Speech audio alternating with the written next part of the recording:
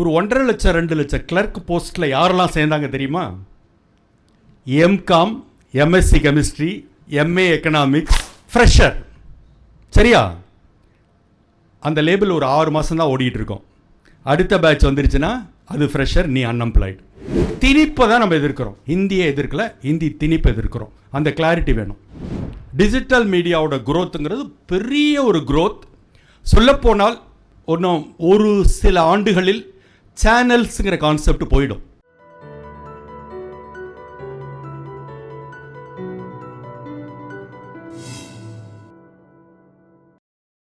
படிப்பீர் பலதுறை, ஜெயிப்பீர் பலமுறை என்ற தலைப்பில் உங்கள் அன்பான கரவொலியுடன் மீண்டும் முனைவர் திரு ரமேஷ் பிரபா அவர்களை உரையாற்ற அன்புடன் மேடைக்கு அழைக்கின்றோம். பொதுவாக ஆஃப்டர்நூன் கிளாஸ், ஆஃப்டர்நூன் செஷன் அப்படின்னாலே ஒரு சொக்குது. அது என்ன காரணம்? அது ஆஃப்டர்நூன்னு எங்களுக்கு தெரியும், அது ஏன் சொக்குதுன்னு தான் கேட்குறேன். சாப்பிட்டு காலையில் நம்ம பட்னியாக வரோமா கிளாஸுக்கு? யார் சொன்னா? அந்த அவசரத்தில் 12 இட்லி இறக்குற ஆட்கள்லாம் உண்டு உங்களுக்கு. லைட்டாக ஃபாஸ்ட்டாக ஹார்டாக. அப்போ நைட்டு தூக்கம் வரணும்ல, நைட்டு ஒரு இன்ட்ரெஸ்டிங் செஷன் இருந்தால் உட்காரலாம்ல. ஏன் மத்தியானம் போஸ்ட் லஞ்ச் மட்டும் ஏன்? Energy down. ஓ, மேட்னி ஷோலாம் நல்லா போகுது எல்லா இடத்துலையும். 3 மணி ஆட்டம் தான் ஃபுல்லாகுது. சரி, கேள்வியை மாற்றி கேட்குறேன். ஒரு நாளோட ஹாட்டஸ்ட், அதிக வெப்பம் இருக்கிற நேரம் எது ஒரு நாளில்? 12 மணி. Any other answer? 12. அந்த காலத்துலேருந்து நம்ம சொல்லி வச்சுருக்கோம், உச்சி வெயில், நட்டா நடுப்பகல், 12 மணி அப்படின்னு. அது உண்மை இல்லை. Hottest part of the day is 3 PM. இதான் விஷயம். சரியா? இப்போ தெரியுதா ஏன் 3 மணிக்கு? என்ன தான் ட்ரை பண்ணாலும் அப்படி லேசாக ஒரு சொக்குதுன்னு. சரி, இப்போ என்னுடைய பழக்கங்கிறது, நான் எடுத்துகிட்டு வந்ததை பொத்தாம் பொதுவாக பேசுகிறதுங்கிறது எப்பவுமே கிடையாது. இங்கே என்ன ஆடியன்ஸ் உட்காந்துருக்கோ அவங்களுக்கு ரிலவெண்ட்டானதை பேசணும். ஸோ நான் ஒரு சின்ன புள்ளி விவரம் எடுத்துட்றேன். இங்கே போஸ்ட் கிராஜுவேட் எவ்வளோ பேர் கை தூக்குங்க? பிஜி? ஃபைன். மற்றதெல்லாம் யூஜியா? யூஜி தானே? சரி, யூஜியில் என்னென்ன கோர்சஸ் இருக்குன்னு தெரிஞ்சுக்கணும். என்ஜினியரிங் இருக்குல்ல? அது இல்லை. ஆர்ட்ஸ் அண்ட் சயின்ஸில் என்னெல்லாங்கிறதோ. BCom, okay. எக்கனாமிக்ஸ், வேறு என்ன ப்ரிடாமினன்ட்? என்ன? Computer science. So computer science கை தூக்குங்க. ஒன்றுது நீயே சொல்லிட்டியா? ஓகே. வேறு? பிஏ தமிழ் கை தூக்குங்க. விஷயத்துக்கு வாங்க, அப்படி வாங்க. இதுதான் கதையா? இழுத்து வரப்பட்டீர்களா, அழைத்து வரப்பட்டீர்களா? பேலன்ஸ் இருக்கிறது எம்ஏ தமிழா? எம்ஏல இல்லை, இந்த எம்ஏல இருக்கிற தமிழில் எம்ஏ தமிழா? ஹிஸ்ட்ரி இருக்குது. ஓகே. நீ என்னம்மா, நீ ஏதோ சொன்ன பயோகெமிஸ்ட்ரி. Very good. ஏன் சப்ஜெக்ட்? எத்தனை பேர் இருக்கீங்க? ஓகே. வேறு எதாவது நான் விடுபட்டது? Physics. Very good. Literature, BA English literature. Okay, very good. Botany, zoology, maths. யார் இது மேத்ஸு? ஓ, தைரியம்தான். வேறு? விஸ்காம். எத்தனை பேர் கை தூக்குங்க? ஓகே, தப்பு இல்லை, ஒரு யாரோ ஒருத்தர் வந்திருக்குல்ல. வேறு? விஸ்காம். என்ஜினியரிங்கா? ஆர்ட்ஸில் ஈஸினா எனக்கு என்ன கோர்ஸ்? பிஎஸ்சி இல்லையா? ஓ, எந்த காலேஜ் இது? Hindu, DRBCC. Okay okay, great. நல்ல விஷயம். குட். ஓகே. என்னை பற்றி ஒரு தம்பி, விஸ்காம் தம்பி, இங்கே பார்க்கணும். அங்கே பேசிட்டுனா பிரயோஜனமே இல்லை. அது தம்பிக்கிட்ட 5:30 மணிக்கு மேலே பேசலாம். இன்றைக்கு முழுக்க இங்கே மட்டும்தான் இருக்கணும். நீ விஸ்காம் கை தூக்குனதால் நான் சொல்கிறேன். இங்கே என்னோடய எஜுகேஷன் ப்ரொஃபைல்லாம் அவங்க ஒரு 3 பேஜ் படித்தாங்கல்ல. என்னோடய மீடியா ப்ரொஃபைல் படிக்கணும்னா இன்னொரு 3 பேஜ் படிக்கணும்.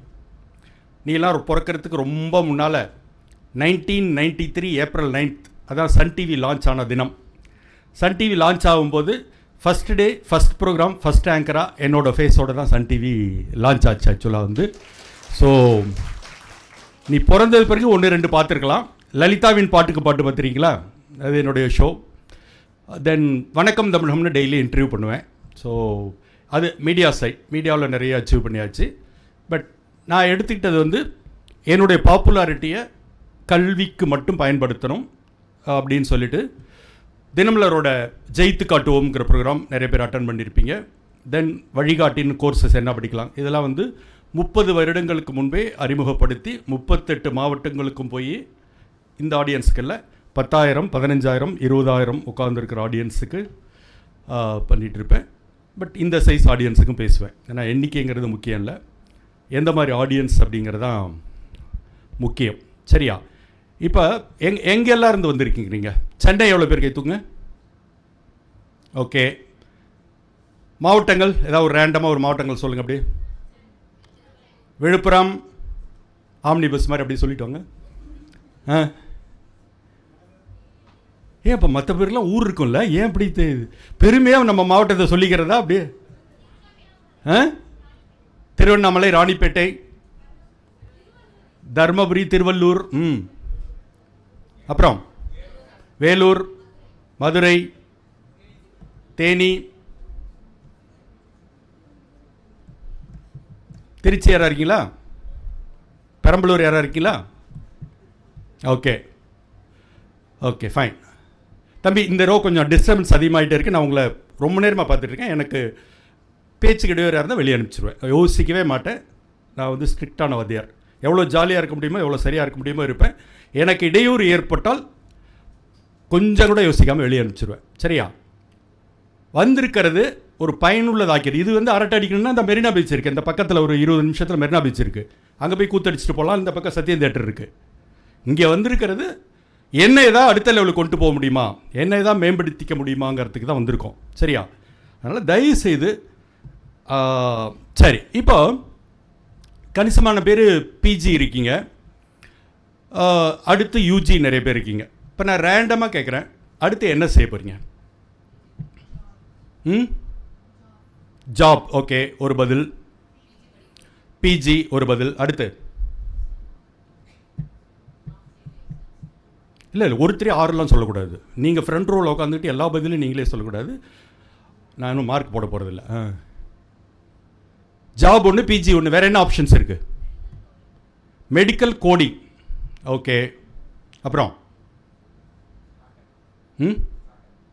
ஸ்டார்ட் அப் ஏதாவது தொடங்கலான்ட்டு. எக்ஸலண்ட். வேறு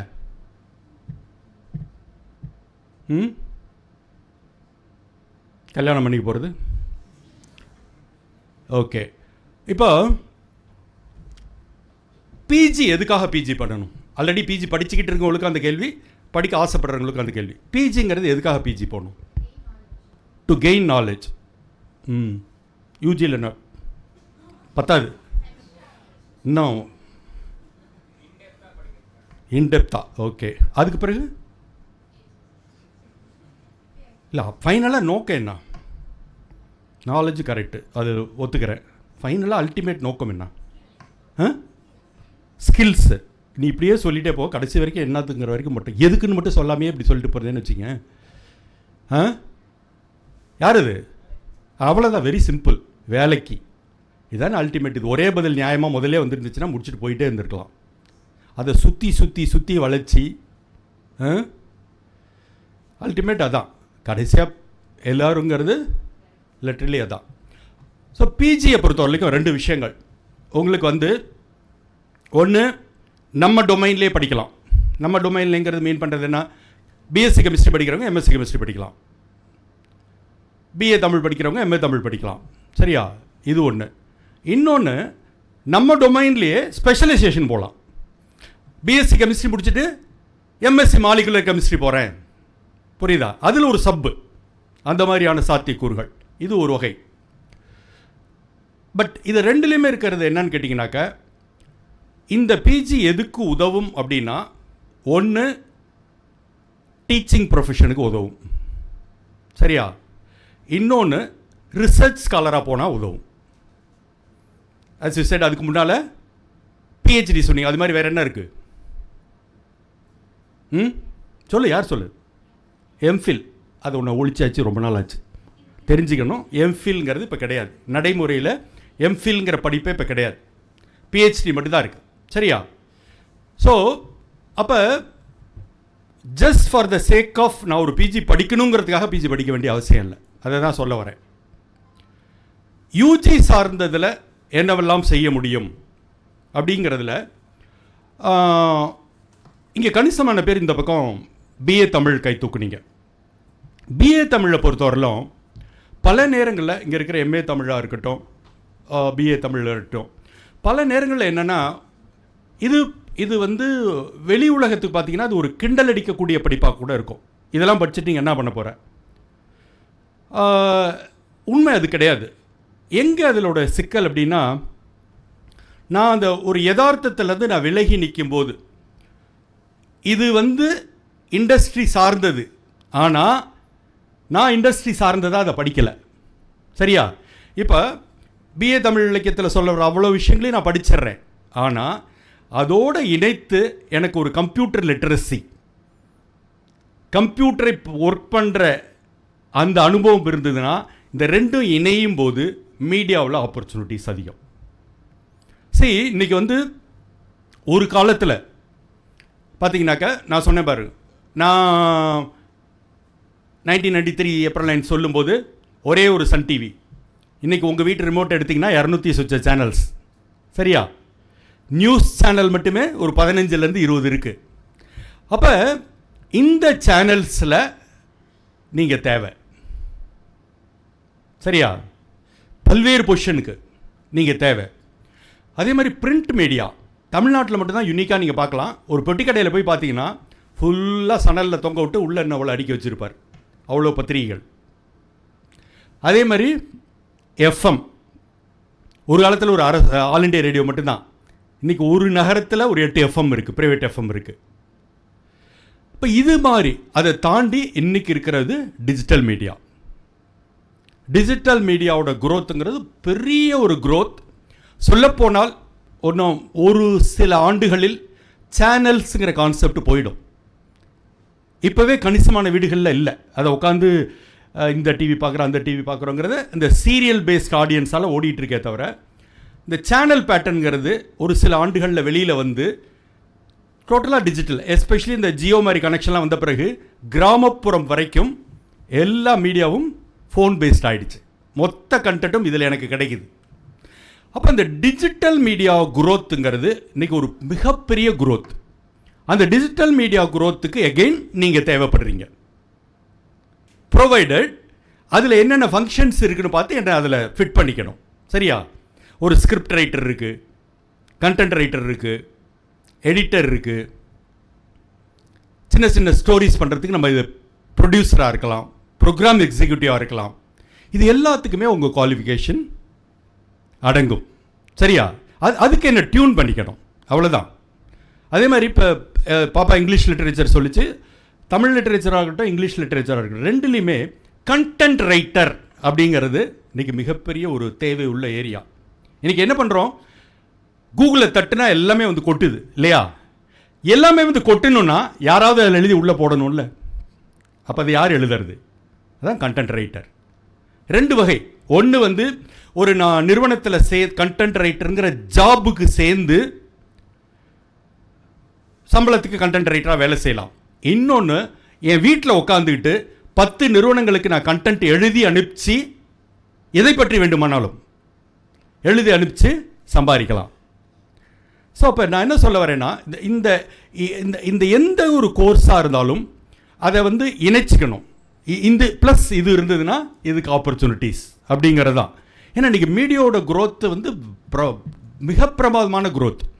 ஒரு ஒரு சில ஆண்டுகளுக்கு முன்பு யூடியூப்லாம் தொடங்கும் போது இது இவ்வளோ பெரிய குரோத் ஆகும்னு யாரும் எதிர்பார்க்கலை. இன்றைக்கி அவங்கவுங்க ஒரு சேனல் ஓனர், அவங்கவுங்க கண்டென்ட் கிரியேட்டர், அதில் பல பேர் நல்லா சம்பாதிக்கிறாங்க வேறு. ஸோ இது வந்து டிஜிட்டல் மீடியாங்கிறது ஒரு அடுத்த ஒரு சப்போர்ட்டிங் ஏரியா.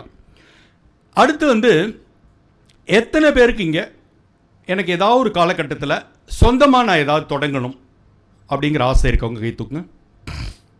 நான் ஏதாவது தொடங்கணும். ஃபைன். ஓகே, இன்னொரு கேள்வி கேட்குறேன்.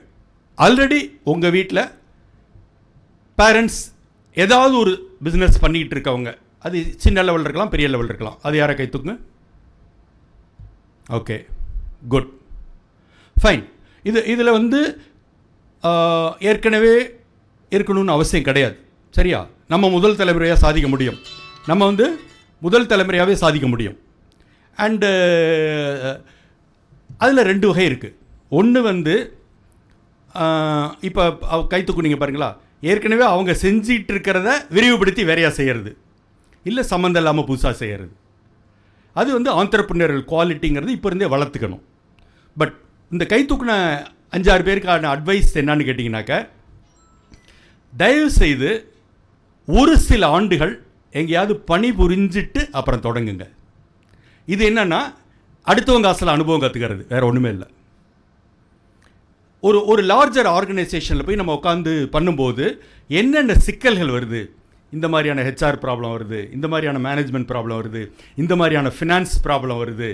இப்போ இது எல்லாத்தையும் பக்குவமாக தெரிஞ்சிக்கும் போது நம்ம தொடங்கும்போது தைரியமாக அந்த அனுபவங்களின் அடிப்படையில் தொடங்கலாம். எடுத்தோடனே போய் ஒன்று தொடங்கும்போது சில நேரங்களில் சக்ஸஸ் ஆகலாம், எல்லா நேரங்களிலும் அது சாத்தியம் அப்படின்னு சொல்ல முடியாது. ஸோ இது வந்து சொந்தமாக தொடங்கிறதுக்கான ஒரு விஷயம், சரியா? இப்போ எதனால் வந்து ஓகே, நான் முதல்ல சொன்னது இந்த பிஜி வந்து உங்கள் டொமைன் அல்லது ஸ்பெஷலைசேஷன் சொன்னேன்.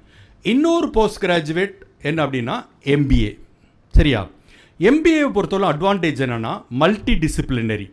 உங்கள் யூஜியவே சம்மந்தப்படுத்தாமல் உங்களை ஒரு மல்டி டிசிப்ளினரி ஆளாக கொண்டு போயிடும். ஏன்னா அதில் மார்க்கெட்டிங் இருக்குது, ஹெச்ஆர் இருக்குது, ஃபினான்ஸ் இருக்குது, ஆப்ரேஷன்ஸ் இருக்குது, சிஸ்டம்ஸ் இருக்குது, மல்டி டிசிப்ளின் அதில் இருக்குது. ஒரு யூஜிக்கும் எம்பிஏவுக்குமான இடைவெளி நீங்கள் ஒரு ஆர்கனைசேஷன் சேர போகிற பொசிஷனில் தொடங்கி வாங்குகிற சம்பளத்து வரைக்கும் வேறுபடும், சரியா? ஸோ அது வந்து இந்தியாவில் பொறுத்தவரை எம்பிஏக்கு என்ன குவாலிஃபிகேஷன்னா எனி டிகிரி, யூஜி அவ்வளோதான். இதுதான் படிச்சிருக்கணும் அதுதான் படிச்சிருக்கணுங்கிறது எதுவுமே கிடையாது. ஒன்லி திங் என்னென்னா வெவ்வேறு லெவல்ஸ் இருக்குது. ஃபார் எக்ஸாம்பிள் இந்தியாவில் வந்து இப்போ என்ஜினியரிங்க்கு ஐஐடி சொல்கிறோம், அது மாதிரி மேனேஜ்மெண்ட்டுக்கு இந்தியாவில் top most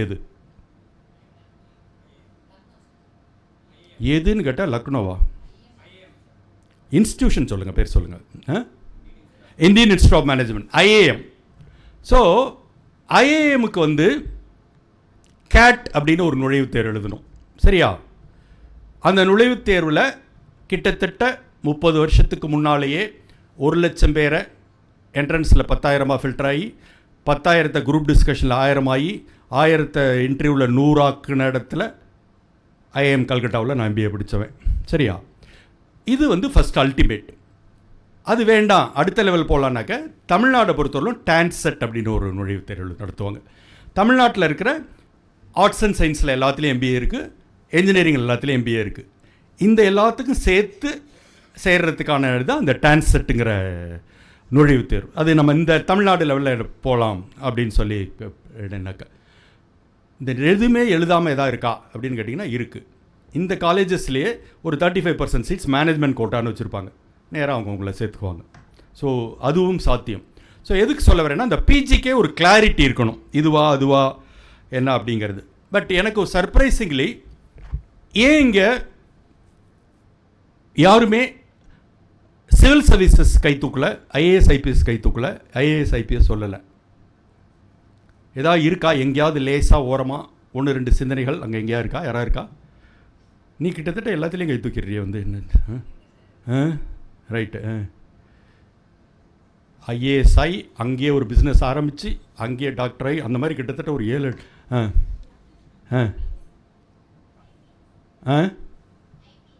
IPS. Okay okay, இல்லை அது உள்ள இப்போ பிரான்ச்சுக்கு அப்புறம் போய்க்கலாம், அது வாங்குகிற ரேங்கை பொறுத்து தான் நம்ம வந்து. ஸோ முதல்ல அதுக்கான ஆர்வம் இருக்கிறதுங்கிறது ஒரு 3 பேரா வேறையாக இருக்காங்களா? Okay fine. இதை பொறுத்தவரை மற்றவர்களும் தெரிஞ்சிக்க வேண்டியது என்னன்னாக்கா, அகெயின் சிவில் சர்வீஸை பொறுத்தவரையிலும் இந்தியாவில் ஒரு ரெகனைஸ்ட் யூனிவர்சிட்டியில் எந்த யூஜி படிச்சிருந்தாலும் எழுதலாம். ஓகேயா? இதுக்கு இந்த இப்போ இது படித்தா தான் ஜெயிக்கலாம், அது படித்தா தான் ஜெயிக்கலாம் அப்படிங்கிறதெல்லாம் எந்த இதுவுமே கிடையாது. எந்த யூஜிவை படிச்சிருந்தாலும் எழுதலாம். ஃபைனல் இயரில் நீங்கள் விண்ணப்பிக்கலாம். அண்டு இப்போ இருக்கிற வசதி நம்ம தமிழ்லேயும் எழுதலாம். ஸோ இது வந்து அது சார்ந்த விஷயங்கள். மற்றபடி இப்போ இந்த பெரும்பகுதியினர் பார்த்தீங்கன்னாக்க ஜாபுக்கு போகிறவங்க தான். ஜாபுக்கு போகிறதுல வேலை கிடைக்கிறதுக்கு தடையாக இருக்கிறது எது? ஏன் நிறைய பேருக்கு வேலை கிடைக்க மாட்டேங்குது? அப்படியே டக்கு டக்கு டக்குன்னு ஒரு பதில் சொல்லிட்டே வாங்க. ஸ்கில் கேப், ஆப்டிடியூட், கம்யூனிகேஷன், அது இப்படி எல்லாத்துக்கும் யாராவது ஒருத்தன் ஃப்ரெஷராக வேலை எடுத்து தானே ஆகணும். Knowledge gap, skill gap.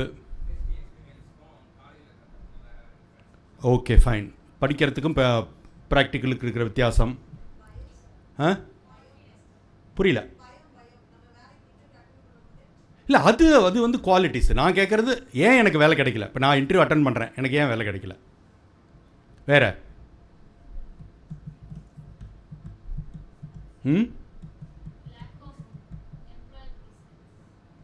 அதான் அவர் சொன்னார். பூ புஷ்பம்லாம் ஒன்று தான். ஓகே வேற புரியல. எந்திரிச்சு சொல்ல. துறை சார்ந்த ஆழமான புரிதல் அல்லது தெளிவு இல்லாண்மை, மொழி பிரச்சனை, இதெல்லாம் காரணமாக இருக்கு. ஓகே வேற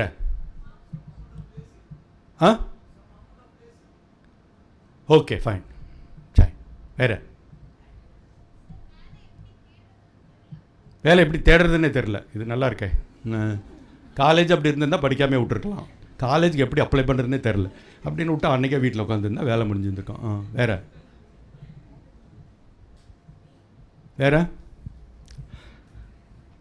ஃபைன். இப்போ 2-3 விஷயங்கள்லேருந்து தொடங்குவோம். ஒன்று வந்து இந்த ஜென்ரேஷனை பொறுத்தவரையிலும் சில விஷயங்களை ஃபிக்ஸ் பண்ணிக்கிறது. எனக்கு இது படித்தேன், இந்த வேலை தான் வேணும், சரியா? இங்கேயே பாதி ஃபில்டர் ஆகிடுது. நான் இதுதான் போவேன். இந்த இதில் வந்து என்ன ஒரு அடிப்படை புரிதல் உங்களுக்கு வேணும்னா, எந்த காலகட்டத்திலையுமே நான் படித்ததுக்கு ரெலவெண்ட்டாக வேலைக்கு சேர்ந்தேங்கிற சதவீதம் சின்ன சதவீதம் தான், சரியா? எப்பவுமே அது சின்ன சதவீதம் தான்.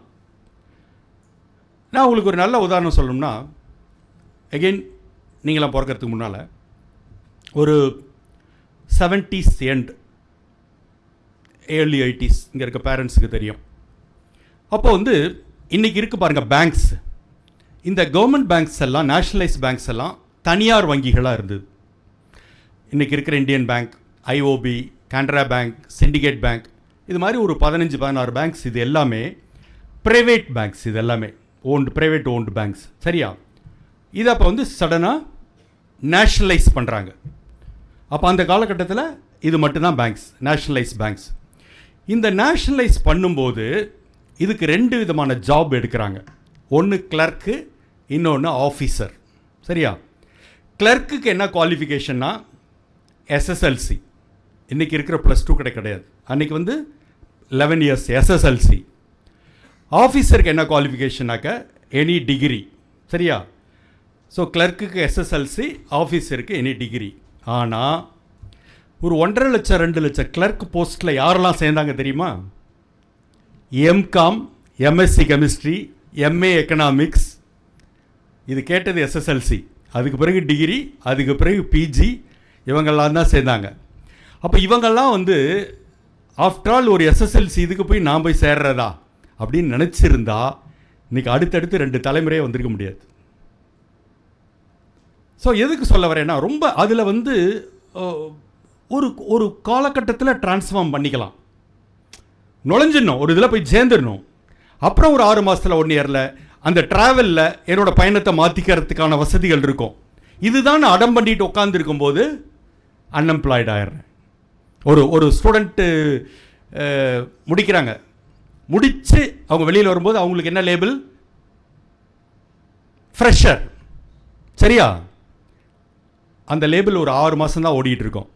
அடுத்த பேட்ச் வந்துருச்சுன்னா அது ஃப்ரெஷர், நீ அன்எம்ப்ளாய்டு. ஃப்ரெஷருங்கிற லேபிள் வரைக்கும் உனக்கு மரியாதை. அன்எம்ப்ளாய்டு லேபிள் வந்துச்சுன்னா மரியாதை இல்லை. ஸோ ரொம்ப சூஸியாக இருந்து நான் இதையே எடுத்துக்காத இருக்கிறது அப்படிங்கிறது வந்து பெரிய அளவில் ரெலவெண்ட் கிடையாது அப்படிங்கிறது தான் வந்து. எகெயின் அதுக்கு இப்போ நீங்கள் நிறைய காரணங்கள் சொன்னீங்க, ரொம்ப சரியாக தான் சொன்னீங்க.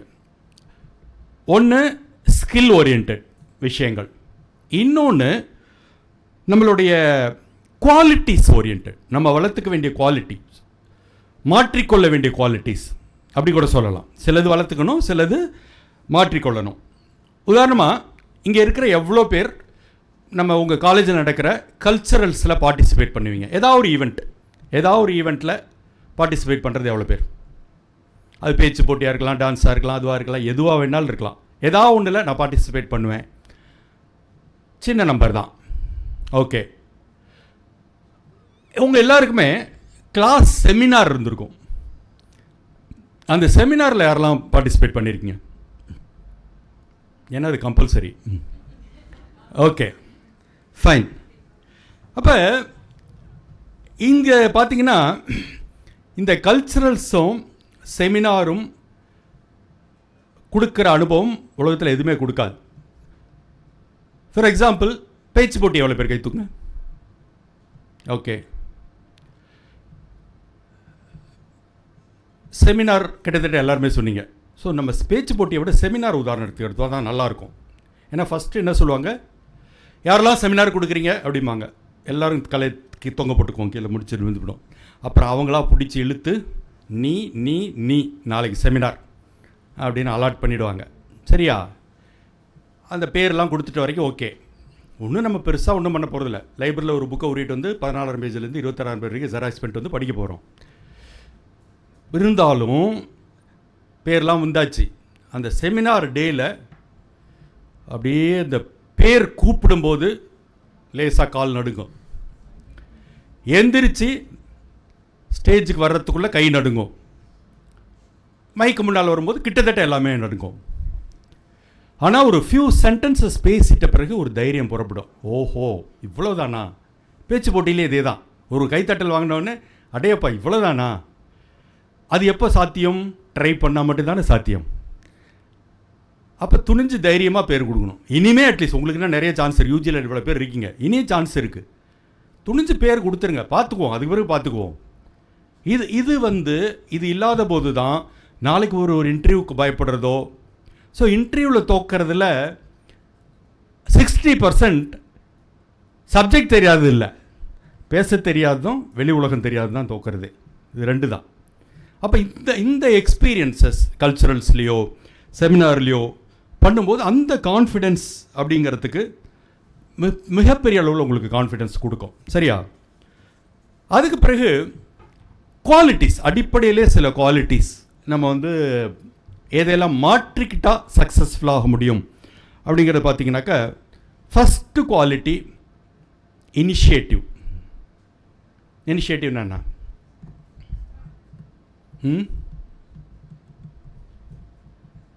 இப்போ யாராவது ஒரு கேள்வி கேளுங்க என்கிட்ட அப்படிமே, almost first row second row திரும்பி பார்த்து, செகண்ட் ரோ தேர்ட் ரோ திரும்பி பார்த்து கடைசி வரைக்கும் அது கேட்காது. அது இந்த மாதிரி ஒரு சபையில் எந்திரிக்கிறதுக்கு என்ன எந்திரிக்காமல் இருக்கிறதுக்கு என்ன காரணம்? இல்லை, ஆங்ஸைட்டி சரியான வார்த்தை கிடையாது. ஹெசிடேஷன். Okay, perfect. அப்புறம் வேறு ஃபியர். ஓகே, அதனோட இன்னொரு வார்த்தை. அப்புறம் ஃபைன், அடிப்படை ஹெசிடேஷன் தான், தயக்கம். அதான் ஸ்ட்ரைட்டாக ஒரே லைன், தயக்கம். எதனால் தயக்கம்? செல்ஃப் டவுட் கிடைப்பேன். நான் என்ன மார்க்காக போட போகிறேன்?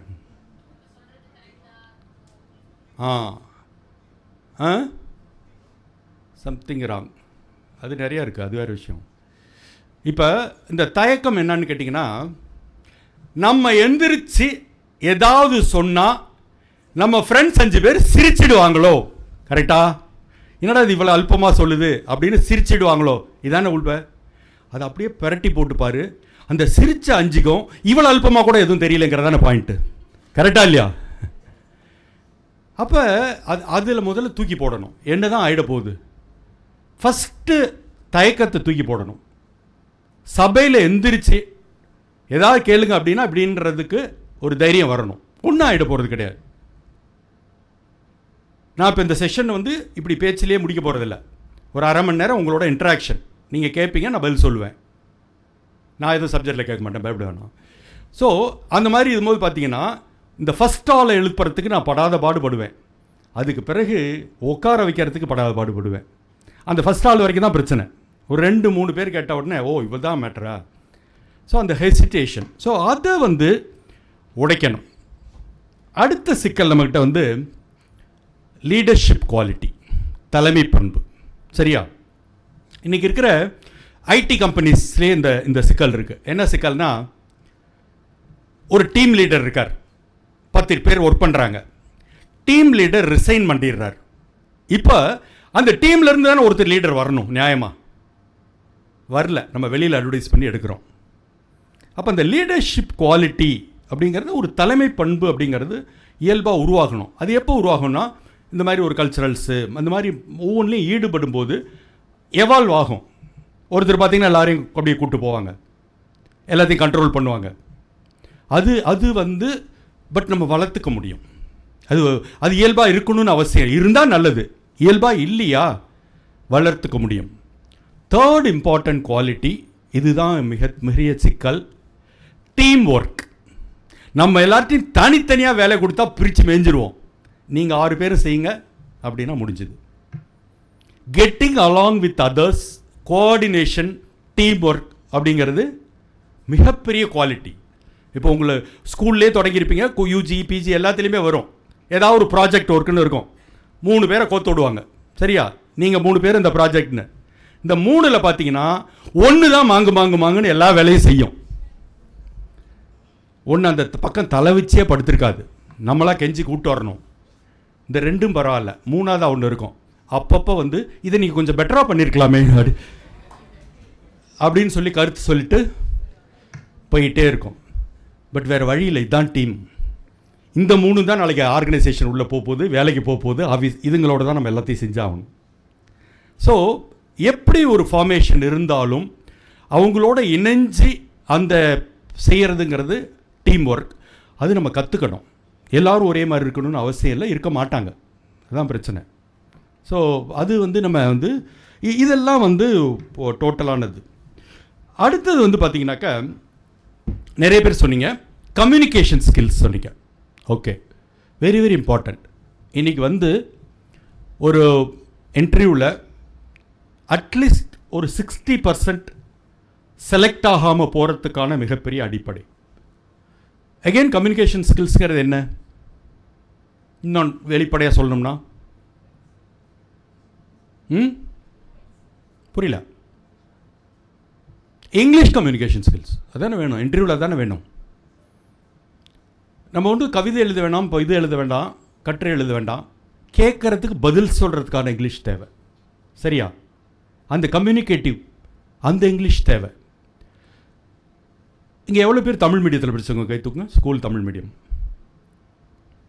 கேள்வி மாற்றி கேட்கணும்னு நினைக்கிறேன். ஓகே, சரி. அப்போ அது எந்த விதத்திலும் குறைந்தது கிடையாது. தமிழ் மீடியம் படிக்கிறது எந்த வகையிலும் குறைந்தது கிடையாது. தாய்மொழியில் படிக்கும்போது புரிந்து படிக்கிறோம், நல்ல விஷயம், அதிலெல்லாம் ஒன்றுமே இது இல்லை. அப்போ ஒரு கல்லூரி பருவம் வந்த பிறகு எனக்கு 3 வருஷமோ 4 வருஷமோ போதுமான டைம் இருக்குது என்னோடய கம்யூனிகேஷன் ஸ்கில்ஸை வளர்த்துக்கிறதுக்கு. 2, 1 return communication. சரியா? ரிட்டன் கம்யூனிகேஷனை பொறுத்தவரையிலும் ஒரு மாதிரி மேனேஜ் பண்ணிடலாம். பாடம் நடத்துகிறாங்க, நோட்ஸ் கொடுக்குறாங்க, அப்படியே அடித்து அப்படியே திருப்பி எழுதிடலாம். ரிட்டனில் பெரிய பிரச்சனை வரதுக்கு வாய்ப்பு இல்லை. அதை தாண்டி ஏதாவது லெட்டர் எழுத வேண்டியிருந்தால் எல்லாத்துக்குமே ஸ்டாண்டர்டாக ஆசையம் சஃபரிங் ஃப்ரம் போட்டு அதை முடிச்சிடலாம். ஆனால் இந்த ஸ்போக்கன் இருக்குது பாருங்கள், ஸ்போக்கனை பொறுத்தவரையிலும் என்ன தடை? ஏன் இப்போ வந்து இப்போ யாராவது ஒருத்தர் இங்கே எழுந்திரிச்சு உங்களை பற்றி தமிழில் ஃபியூ லைன் சொல்லுங்கள். நீங்கம்மா சொல்லுங்கள். ஜஸ்ட் இன்ட்ரடியூஸ் யுவர்செல்ஃப், அவ்வளோதான். என் பேர் இது, இந்த ஊர் இது, நான் இது படிக்கிறேன், இதுன்னு ஜஸ்ட் உங்களை பற்றி இன்ட்ரடியூஸ் பண்ணிக்கிறேன். எழுதி சொல்லுங்கள். உங்களுக்கு தமிழில் கஷ்டமா? மலையாளமா நீங்கள்? நீங்களே தான். ஐயோ வெரி மச் நீங்களே தான். கன்ஃபார்ம் பண்ணிட்டேன். ஓகே ஓகே, அதுக்கு பேர் கன்ஃபார்ம் இல்லை, பயம். சொல்லுங்கள். நான் வந்து கிருத்திகா. நான் வந்து இப்போ ரீசெண்டாக தான் போஸ்ட் கிராஜுவேட் வந்து முடிச்சிருந்தேன். Journalism and mass communication university of மெட்ராஸில் தான். அதாவது நெக்ஸ்ட் வந்து ஜாப் போகிறதுக்கு தான். பட் வந்து இங்கே கொஞ்சம் யூஸ்ஃபுல்லாக இருக்குமே ஒன்றும் இங்கே வந்துட்டு போகிறது தான். அதுக்கு தவிர்த்து எனக்கு அந்த அளவுக்கு என் ப்ரொஃபைல் இருக்காது சார். ஓகே ஓகே, இல்லை இது ஒன்றும் தப்பான இடத்துக்கு தான் வந்துடல, மற்றபடி ஓகே தானே இது? Right, okay. இப்போ நீங்கள் சொன்னது அப்படியே இங்கிலீஷில் சொல்லுங்கள். Try. I'm Kritika. I'm Kritika. I'm recently completed MA Journalism and Mass Communication in Madras University. I'm only come here before searching job is for something useful to learn. Excellent excellent, நல்ல ஜோராக கை தட்டுங்க. அவ்வளோதான், இவ்வளோதான், உட்காரு. இதான் matter. இதை நம்ம try பண்ணலைங்கிறதான் பிரச்சனை, சரியா? ஓகே, இங்கிலீஷ் கம்யூனிகேஷனுக்கு தடையாக இருக்கிறது என்ன? இப்போ நமக்கு வந்து பெரும்பகுதி தமிழ் லிட்ரேச்சர் உட்காந்துருங்க, நிறைய பேர் தமிழ் மீடியம் இருக்கீங்க. நம்ம இங்கிலீஷில் பேசுகிறதுக்கு தடையாக இருக்கிறது என்னென்னு டக்கு டக்குன்னு சொல்லிட்டு வாங்க பார்ப்போம். ஓகே, கிராமட்டிக்கல் தவறு வந்துருமோ முதல்ல, இது அடிப்படையாக தான். அப்புறம் சொற்கள், யார் இது? யார் சொன்னது? ஓகே குட், சொற்கள். அடுத்து ஃபியர், அது எப்பவுமே உண்டு. ஃப்ளூயன்சி, ஓகே ஃபைன், ஃப்ளூயன்சி வந்துடும். ஃப்ளூயன்சி பழக பழக வந்துடும். வேறு அதே தான், ஒரே ஒரு விஷயந்தான். நம்ம எல்லாருமே திங்கிங் வந்து தாய்மொழியில் தான், சரியா? அப்போ வெளியில் வரும்போது அதை டிரான்ஸ்லேட் பண்ண முயற்சி பண்ணுறோமா? முயற்சி பண்ணும்போது இந்த வார்த்தைக்கு இங்கிலீஷில் என்ன வார்த்தைன்னு தெரியல. அதுக்கு பேர் என்ன? ஒகாபுலரி, சரியா? இந்த வார்த்தைகள் என்னன்னு தெரியலங்கிறதுக்கு பேர் ஒகாபுலரி. இந்த ஒகாபுலரியை எப்படி இம்ப்ரூவ் பண்ணிக்க முடியும் அப்படின்னு கேட்டிங்கனாக்கா, ஃபஸ்ட்டு வந்து அடிப்படை ஒரு இங்கிலீஷ் நியூஸ் பேப்பர், உங்களுக்கு பிடிச்ச ஒரு இங்கிலீஷ் நியூஸ் பேப்பர் ரொட்டீனாக படிக்கிறோம். படிக்கும்போது ஒரு பேராகிராஃப் படிச்சுட்டு வரீங்க, ஒரு 2 வார்த்தை தெரியல, ஆனால் அந்த கான்டெக்ஸ்ட்டை வச்சு நீங்களாம் அந்த 2 வார்த்தையை கண்டுபிடிச்சிட முடியும். இதுக்கு முன்னாலேயும் இதுக்கு பின்னாலேயும் வருது, அதனால் இது இதுவாக தான் இருக்கும். இது வந்து ஓரளவுக்கு கற்றுக்கிறதுக்கான ஒரு வழி. இன்னொரு வழி என்னென்னா, ஏதாவது ஒரு இங்கிலீஷ் புக், அது நாவலாக இருக்கலாம், பயோகிராஃபியாக இருக்கலாம், ஃபிக்ஷனாக இருக்கலாம், ஏதாவது ஒரு எடுத்துகிட்டு, ரொம்ப வேண்டாம், ஒரு நாளைக்கு ஒரு 6 பேஜ், சரியா? இந்த 6 பேஜ் படிக்க தொடங்குகிறோம். ஃபஸ்ட்டு 2வது சென்டென்ஸு போகிறதுக்குள்ளேயே 6 வார்த்தை புரியல, ஓகேயா? இப்போ அழகாக குட்டியாக 50 ரூபாய்க்கு கன்சைஸ் டிக்ஷனரி கிடைக்குது, பக்கத்தில் வச்சுக்கணும், ஓகேயா? வச்சுக்கிட்டு பண்ணனா புக்கை முடிக்கிறதுக்குள்ள சில thousands ஆஃப் வேர்ட்ஸ் நீ புதுசாக கற்றுருந்துருப்ப. இதுதான் வழி. ஒகாபுலரிக்கு இது ஒன்று தான் வழி, வேறு வழியே கிடையாது. ஸ்போக்கனை பொறுத்தவரையிலும் எப்படி சாத்தியம்னாக்க, ஃப்ரெண்ட்ஸ்கிட்ட பேசி பேசி பழகிறது தான், வேறு வழியே இல்லை. நம்ம சர்க்கிள், அட்லீஸ்ட் நம்ம ஃப்ரெண்ட்ஸ் பக்குள்ள தப்பும் தவறுமா இருந்தாலும் பரவாயில்லன்னு, எதுவாக இருந்தாலும் இங்கிலீஷ்லேயே பேசுவோம். கேம்பஸ்லேயும் சரி, வெளியில் வரும்போதும் சரி, ட்ரை பண்ண பட் அட்லீஸ்ட் அந்த அந்த அந்த ஃப்ரெண்டில் ஒன்றாவது ஏதாவது இங்கிலீஷ் தெரிஞ்சது இருக்கணும், சரியா? இல்லாட்டி வாழ்க்கை முழுக்க குத்து மதிப்பாகவே பேசிகிட்டு இருக்கோம். இது பேசிகிட்டு இருக்கும்போது திரும்ப வந்து வீட்டுக்கு வரோம். வந்த உடனே ஒரு இங்கிலீஷ் நியூஸ் சேனல் போடுறோம், பார்க்குறோம். ஓஹோ, நம்ம இதை இப்படி சொல்லியிருந்துருக்கணும், இப்படி சொல்கிறாங்க. அடுத்து ஏதாவது ஒரு இங்கிலீஷ் மூவி, சரியா? பார்க்குறோம். ஓஹோ, இதுக்கு இந்த அர்த்தமா? இப்போல்லாம் நல்லா சப்டைட்டிலோடு வருது, அதனால் புரியலன்னா கூட, ஆக்சென்ட் புரியலன்னா கூட கீழே சப்டைட்டில் இருக்குது. இதுதான் நம்மளை இம்ப்ரூவ் பண்ணிக்கிறதுக்கு ஒரே வழியே தவிர வேறு எதுவுமே கிடையாது. அதர்வைஸ் இங்கிலீஷுங்கிறது ஒரு கம்பச்சித்திரமே கிடையாது, சாத்தியமானது. இன்றைக்கி வந்து யுனைடெட் ஸ்டேட்ஸில் நம்மளுடைய பிள்ளைகள் இவ்வளோ பேர் சாஃப்ட்வேரில் இருக்காங்கன்னா எல்லாம் பாதி கிராமத்துலேருந்து போனது தான். அதனால் இது வந்து சாத்தியமாக இல்லை. நம்ம ஒன்லி திங் அதுக்கான முயற்சி எடுக்கணும். நம்ம வந்து எப்போ ட்ரை பண்ணுறோன்னா, ஒரு இந்த ஃபைனல் இயரில் போயிட்டு இன்டர்வியூ அட்டன் பண்ணுற நேரத்தில் அதுக்கான முயற்சி எடுக்கிறமே தவிர, நமக்கு டைம் இருக்கிற 2-3 இயர்ஸில் நம்ம அதை பண்ணிக்கிறது கிடையாது. ஸோ தயவுசெய்து அந்த அட்டெம்ப்ட் வந்து பண்ணணும். அடுத்து வந்து என்னென்னு கேட்டிங்கன்னா,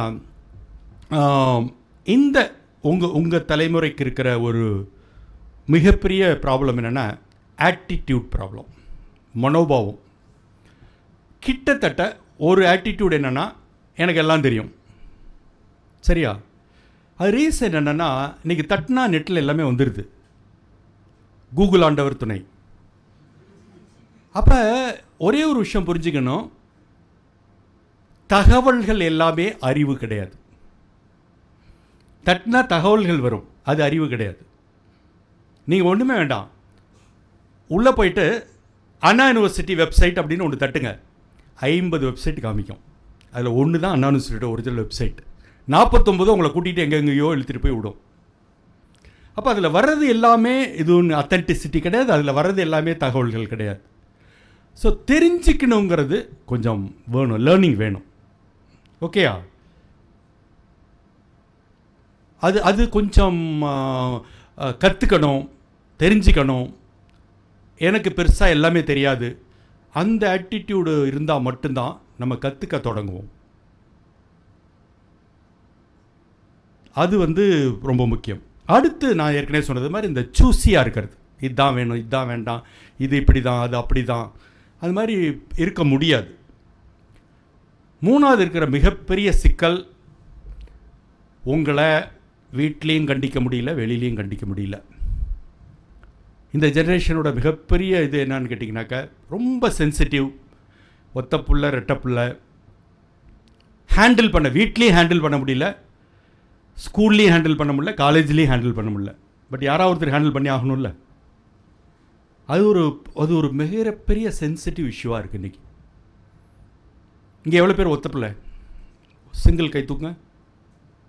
ஓகே, ரெண்டு தான் மேக்ஸிமம் இருக்கும். ஓகே, சரி, 3, ஓகே, 4. வாய்ப்பே இல்லையா? அது யார் வாய்ப்பே இல்லைன்னது? நீ தானே, வழக்கம் போல் நீ தானே? Okay, right. சரி, 4, 5, 6, 7ன்னு சொல்லி 8ங்கும் போது நான் கை தூக்கணும். எங்கள் வீட்டில் 4 பிரதர்ஸ் 4 சிஸ்டர்ஸ், சரியா? அந்த காலத்தில் அப்படி தான். ஸோ நாங்கள் கெட் டுகெதர் பண்ணாலே ஒரு யூனிவர்சிட்டி சைஸ் இருக்கும். பட் அது நல்லா இருந்துச்சு. இன்றைக்கி இருக்கிற இந்த 2 ஹையஸ்ட் கை தூக்குனீங்க பாருங்கள், 2 தான் இருக்கவே பிரச்சனை. இந்த 2க்குள்ளே விட்டு கொடுக்க மாட்டேங்குது, 2க்குள்ளே ஹெல்பிங் டெண்டன்சி கிடையாது, 2க்குள்ளே இது இருக்குது. இந்த 8ல் ஒரு பிரச்சனையும் இல்லை. நான் ஸ்கூல் படிக்கும்போது எங்கள் அம்மாட்ட சண்டை போட்டு சாப்பிட மாட்டேன் போ அப்படின்னு ஓரமாக அந்த செவுத்திட்ட போய் கோச்சிட்டு உட்காருவேன். 1/2 மணி நேரம் ஆகும் கண்டுக்க மாட்டாங்க, 1 மணி நேரம் ஆகும் கண்டுக்க மாட்டாங்க, 2 மணி நேரம் ஆகும் கண்டுக்க மாட்டாங்க. எனக்கு பசிக்கு நான் எந்திரிச்சு சாப்பிட்டு போயிட்டே இருந்துருவேன். இதுதான் 8ஓட அட்வான்டேஜ்.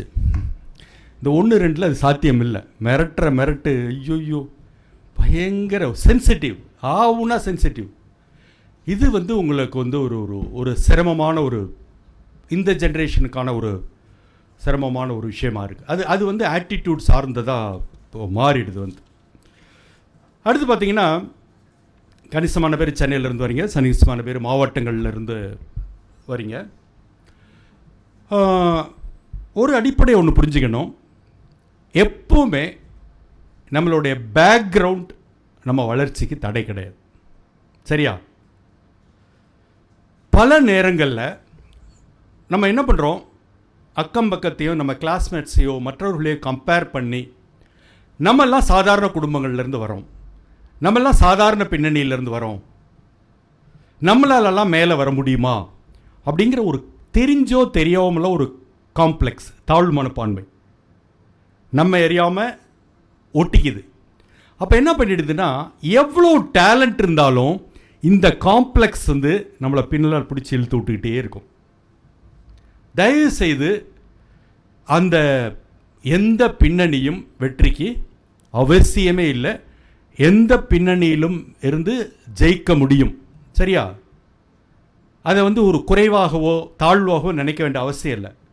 நான் என்னோடய வாழ்க்கையில் என்னுடைய சென்னை பல்கலைக்கழகம், அண்ணா பல்கலைக்கழகம், IIM கல்கட்டா வரை இந்தியாவில் நான் ஏறுகிற ஒவ்வொரு மேடையிலும் பெருமையாக நான் விவசாயியின் மகன் என்பதை பெருமையாக சொல்லிக் கொண்டிருக்கிறேன். அதை என்றைக்குமே நான் வந்து குறைவாக நினைச்சது கிடையாது. ஒரு டிப்ஸ் என்னன்னா, விவசாயிகள், பாட்டாளிகள், உழைப்பாளிகள் வீட்டு பிள்ளைகளுக்கு இயல்பாகவே ரத்தத்தில் துணிச்சலும் ஜெயிக்கிற குணாதிசயமும் இயல்பாகவே இருக்கும். அது வெளியிலிருந்து எங்கேயுமே கொண்டு வர வேண்டிய அவசியமே கிடையாது. ஸோ நம்ம யாருக்கும் குறைந்தவர்கள் கிடையாது. ஸோ ஒரு பக்கம் பார்த்தீங்கன்னாக்க என்னுடைய இந்த குவாலிஃபிகேஷன்ஸ் எல்லாம் சொல்லிகிட்டே வந்தேன். பின்னணி இதே தான். யாராவது பெரம்பலூர் மாவட்டம் இருக்கான்னு கேட்டது காரணம், நான் பெரம்பலூர் மாவட்டம். நான் பிறக்கும்போது அது திருச்சி மாவட்டம். அங்கே மேலப்புலியூர்னு ஒரு குக்கிராமம், விவசாய குடும்பம், அரசு பள்ளி, தமிழ் வழி கல்வி, இதான் நம்மளுடைய பின்புலம். சரியா? அங்கேருந்து அப்படியே சென்னைக்கு வரோம். இங்கே வந்து அப்போ ஒரு கண்டம் இருந்தது. நீங்களாம் +2 காரர்கள் தப்பிச்சிட்டிங்க. எங்களுக்கெல்லாம் வந்து SSLCன்னு 11 வருஷம், ப்ரீ யூனிவர்சிட்டி PUCன்னு சொல்லி காலேஜில் ஒன்று இருக்கும். இந்த PUCயில் வாங்குகிற மார்க் வச்சு தான் டிகிரி சேர முடியும். அப்போ சிக்கல் என்னென்னா, அது வரைக்கும் தமிழ் மீடியம், இந்த PUC இங்கிலீஷில் இருக்கும். ஒரு 6 மாதம் ஏதோ நடக்குதுன்னு தெரியுது, என்ன நடக்குதுன்னே தெரில. அப்போ பெருசாக என்ஜினியரிங் கனவுகளில் இருந்தேன். என்னால் மேனேஜ் பண்ண முடியல, தகர்ந்துருச்சு. ஃபைன். அப்போ என்ன பண்ணலாம்? BSc chemistry. பெருசாக ரொம்ப ஆராய்ச்சி கண்டுபிடிச்சலாம் சேரல. அண்ணன் MSc கெமிஸ்ட்ரி, அதனால் நம்ம BSc கெமிஸ்ட்ரி. BSc கெமிஸ்ட்ரி போய் சேரும்போது அப்போ தெரிய வருது, இல்லை இன்னமும் என்ஜினியரிங் வாய்ப்புகள் இருக்குது அப்படின்னு சொல்லிட்டு இந்தியாவில் 2 இடம். ஒன்று குரோம்பேட்டில் இருக்கிற மெட்ராஸ் இன்ஸ்டியூட் ஆஃப் டெக்னாலஜி, இன்னொன்று பெங்களூரில் இருக்க இந்தியன் இன்ஸ்டியூட் ஆஃப் சயின்ஸ். இந்த 2லேயும் BSc படித்த பிறகு என்ஜினியரிங் படிக்கிறதுக்கான கோர்ஸ் இருக்குது. 3 வருஷம் பிடெக். அப்போ இங்கே ஒரு 3 வருஷம், அங்கே ஒரு 3 வருஷம். அதில் தான் டாக்டர் கலாம் காலத்தில் தொடங்கி என்னுடைய காலம் வரைக்கும் அது இருந்தது. இப்போ அது +2 மாறிடுச்சு. அதே MITயில் இப்போ +2 மாறிடுச்சு. அதில் இன்ஜினியரிங். அப்போ அதில் இன்ஜினியரிங் முடித்த பிறகு இப்போ அடுத்து என்ன அப்படின்னு வரத்து பார்க்கும்போது, நான் இன்ஜினியரிங் முடிக்கிற காலகட்டத்துக்குள்ளே எக்கச்சக்க இன்ஜினியரிங் காலேஜஸ் வந்துருச்சு.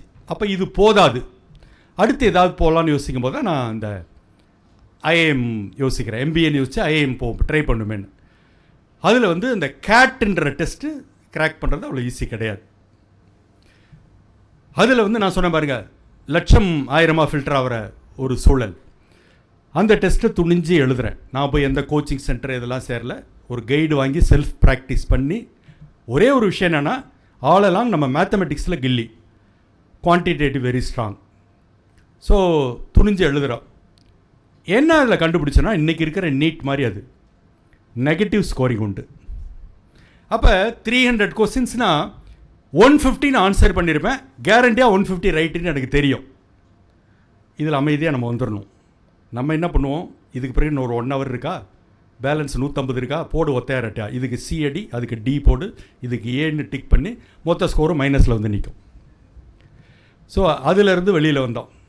அதிலிருந்து வெளியில் வந்த பிறகு அந்த காலத்தில் வந்து குரூப் டிஸ்கஷன் ஒன்று உண்டு, GD. இன்டர்வியூக்கு முன்னால் என்ன அப்படின்னா, ஒரு 8 பேரை உள்ள ரூமில் விட்டு ஒரு டாபிக் கொடுத்து நீங்கள் டிஸ்கஸ் பண்ணுங்கள் இங்கிலீஷில் அப்படின்னு சொல்லுவாங்க. நமக்கு அது வரைக்கும் இங்கிலீஷு நம்ம தமிழ் மீடியம் வகைரா தான். காலேஜில் வாய்ப்பு இருந்தோம், அதுக்கான முயற்சியெல்லாம் எடுக்கலை. அப்போ ஒரு சாதாரண பின்னணியாக இருந்து தமிழ் மீடியம் பின்னணியாக இருந்து, அடுத்த சிக்கல் என்னென்னா, நமக்கு இருக்கிற இன்னொரு பழக்கம், இந்த GKயில் நம்ம வீக். நமக்கு தான் இந்த பேப்பர் படிக்கிற பழக்கமே கிடையாது. இல்லை, இந்திரா காந்தியை சுட்டாங்களான்னு இன்னும் கேட்டுட்டு இப்படியே காலத்தை ஓட்டிகிட்டு இருப்போம். அப்போ வந்து இந்த GKலேயும் வீக்கு.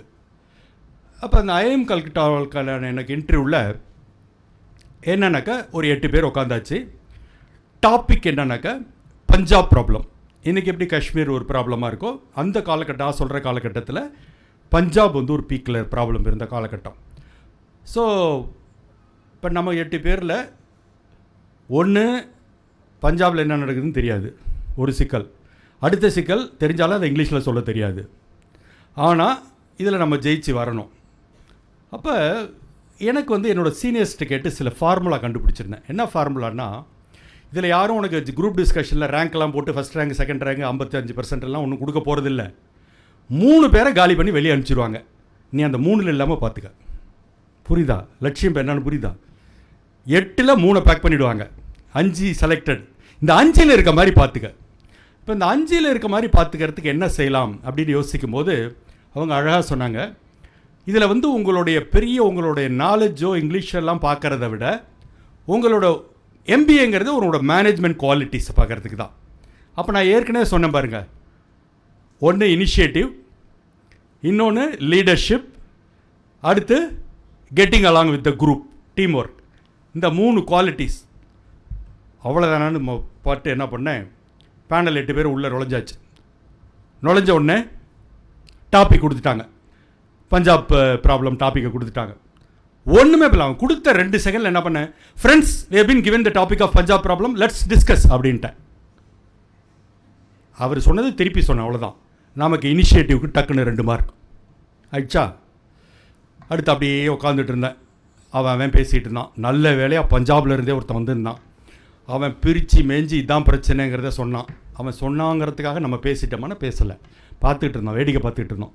அடுத்து ஒரு வேலை செஞ்சோம். என்ன வேலை செஞ்சோன்னா, ஒரு சின்ன நாட்டாமை வேலை.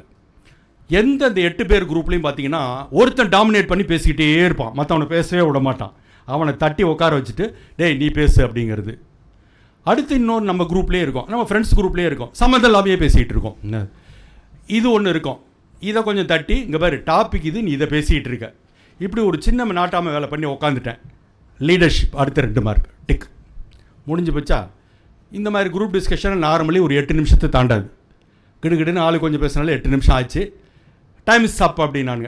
இப்போ என்ன பண்ணேன், என்னை தவிர 7 பேர் என்ன பேசுனாங்கிறத நான் திருப்பி சொல்லி சம்மிங் அப்பு, இதுக்கு ஒரு 2 மார்க். இப்படி டிக் வாங்கி அந்த 3ல் போகாமல் 5ல் வெளியில் வந்து தப்பிச்சு வந்தோம். ஸோ அடிப்படையில் என்னன்னாக்கா, அன்னைக்கு அந்த குவாலிட்டிஸ் இருக்குன்னு எனக்கு கண்டுபிடிச்சதால தான் இன்றைக்கி என்னால் ஒரு சக்ஸஸ்ஃபுல் ஆண்டர்ப்ரனராக இருக்க முடியுது. ஸோ ஐஏஎம்மில் முடிக்கும்போது என்னுடைய ஸ்பெஷலைசேஷன் வந்து மார்க்கெட்டிங், அதில் அட்வர்டைஸிங், விளம்பரத்துறை. உங்களுக்கு இன்றைக்கி நிறைய பேருக்கு அதில் பற்றின அவேர்னஸ் இருக்காது. நான் வந்து ஒரு 30 வருஷத்துக்கு முன்னாடி அந்த துறையில் நுழைஞ்சேன். இன்றைக்கி வந்து நீங்கள் இப்போ டெலிவிஷன் பார்க்குறீங்க, சீரியல்ஸில் நடுவில் அட்வர்டைஸ்மெண்ட் வருது. சரியாக சொன்னால் அட்வர்டைஸ்மெண்ட் நடுவில் அப்பப்போ சீரியல் வருது, ரேடியோவில் அட்வர்டைஸ்மெண்ட்ஸ் வருது, பேப்பரில் வருது. இதெல்லாம் ஒட்டு மொத்தமாக கூட்டினீங்கன்னா ஒரு வருடத்தில் விளம்பரங்களுக்காக செலவிடப்படுகிற தொகை 75,000 கோடி ரூபாய் இந்தியாவில். அப்போ எத்தனை லட்சம் பேருக்கு அதில் வேலை வாய்ப்பு இருக்கும், எவ்வளோ பெரிய ஆப்பர்ச்சுனிட்டிஸ் இருக்கும், நமக்கு யாரும் சொல்லலை. அதனால் அந்த பக்கமே இன்னி வரைக்கும் நம்ம போகலை. அப்போ நான் அதை ஒரு ஸ்பெஷலைசேஷனை எடுத்துக்கிட்டு முடித்து மிகப்பெரிய அகில இந்திய லெவலில் இருக்கிற விளம்பர நிறுவனங்களில் வேலைக்கு சேர்ந்தேன். ஒரு 7லிருந்து 8 வருடம் பெரிய நிறுவனம். எக்ஸ்பீரியன்ஸை கை பண்ணிட்டு நம்ம தொடங்கணும் அப்படின்னு சொல்லிட்டு 95ல் கேலக்ஸி கம்யூனிகேஷனுங்கிற என்னுடைய விளம்பர நிறுவனத்தை தொடங்கினேன். அதில் பார்த்திங்கன்னா நிறையா தமிழ்நாட்டு பிராண்ட்ஸ் உருவாக்கணும். நீங்கள் தொடர்ச்சியாக இன்றைக்கும் டிவியில் பார்க்குற சக்தி மசாலாவோட விளம்பரங்கள், அதனுடைய தொடக்கத்திலிருந்து இன்றைக்கி அவங்க ஒரு 3000 கோடி ரூபாய் டர்ன் ஓவர், அது வரைக்கும் நான் அதற்கு கன்சல்டண்ட்டாக, பிராண்ட் கன்சல்டண்ட்டாக இன்றைக்கி இருந்துகிட்ருக்கேன்.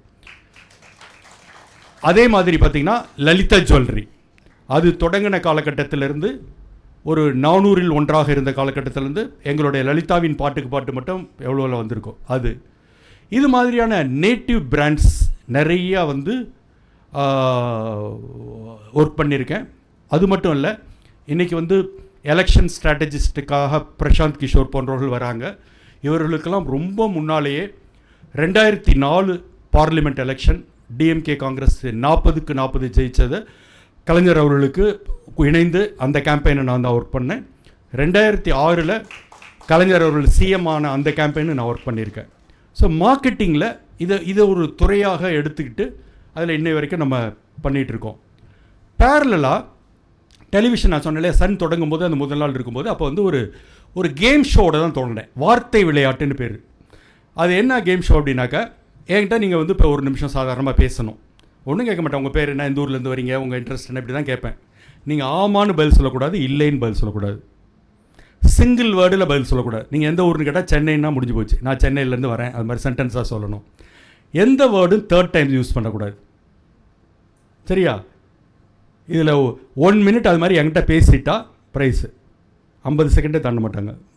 அது என்னோடய டேலண்ட்டு. இது ஒரு 4 வருஷம் பெரிய பாப்புலர் ஷோ சன் டிவியில் தொடங்கின காலகட்டத்தில். அதுக்கு பிறகு நான் ஒரு ப்ரொடியூசர் டைரக்டராக தான் லலிதாவின் பாட்டுக்கு பாட்டு, அவர் பிஹெச் அப்துல் ஹமீது இலங்கை வானொலியிலேருந்து அவரை கூப்பிட்டு வந்து 20 வருஷம் கிட்டத்தட்ட ஒரே நேரம் சண்டே மார்னிங் 8:30 லலிதா ஜுவல்லரி அப்போ இருந்தது. அதிலிருந்து கிட்டத்தட்ட ஒரு 15 சிங்கர்ஸ் இன்றைக்கி உருவாகியிருக்காங்க. என்னுடைய நோக்கம் வந்து இதிலேருந்து டேலண்ட்ஸ் உருவாக்கணும், குறிப்பாக கிராமப்புற டேலண்ட்ஸ், அறியப்படாத டேலண்ட்ஸ். ஸோ சிங்கர் வேல்முருகனில் தொடங்கி டிகே கார்த்திக்லேருந்து, எம்கே பாலாஜியிலேருந்து, சுர்முகியிலேருந்து, ஒரு பிரியா ஹேமேஷ்லேருந்து ஒரு 15 சிங்கர்ஸ் இந்த நிகழ்ச்சி மூலமாக வெளியில் வந்தவர்கள். ஸோ அது ஒரு இது. ஸோ பேரலாக இந்த இது பண்ணிட்டு இருந்தேன். இந்த எஜுகேஷன் சைடு எப்படி வந்ததுனாக்கா, நான் ஐஎம் கல்கட்டாவிலேருந்து ஆனந்த விடனோட மாணவ நிருபராக இருந்தேன். அப்போ எழுத தொடங்கினேன். எதுலையாவும் உள்ள ஸ்பெஷலைஸ் பண்ணலான்னு சொல்லும்போது தமிழில் எது அதிகம் எழுதாமல் இருக்காங்கன்னு பார்த்து 2 ஏரியா செலக்ட் பண்ணேன். ஒன்று வந்து எஜுகேஷன் பற்றி அதிகம் எழுதலை, இன்னொன்று பிஸ்னஸ் பற்றி எழுதலை. இந்த 2ஐயும் தொடங்கலாம் அப்படின்னு சொல்லிட்டு அதில் எழுத ஆரம்பித்தேன்.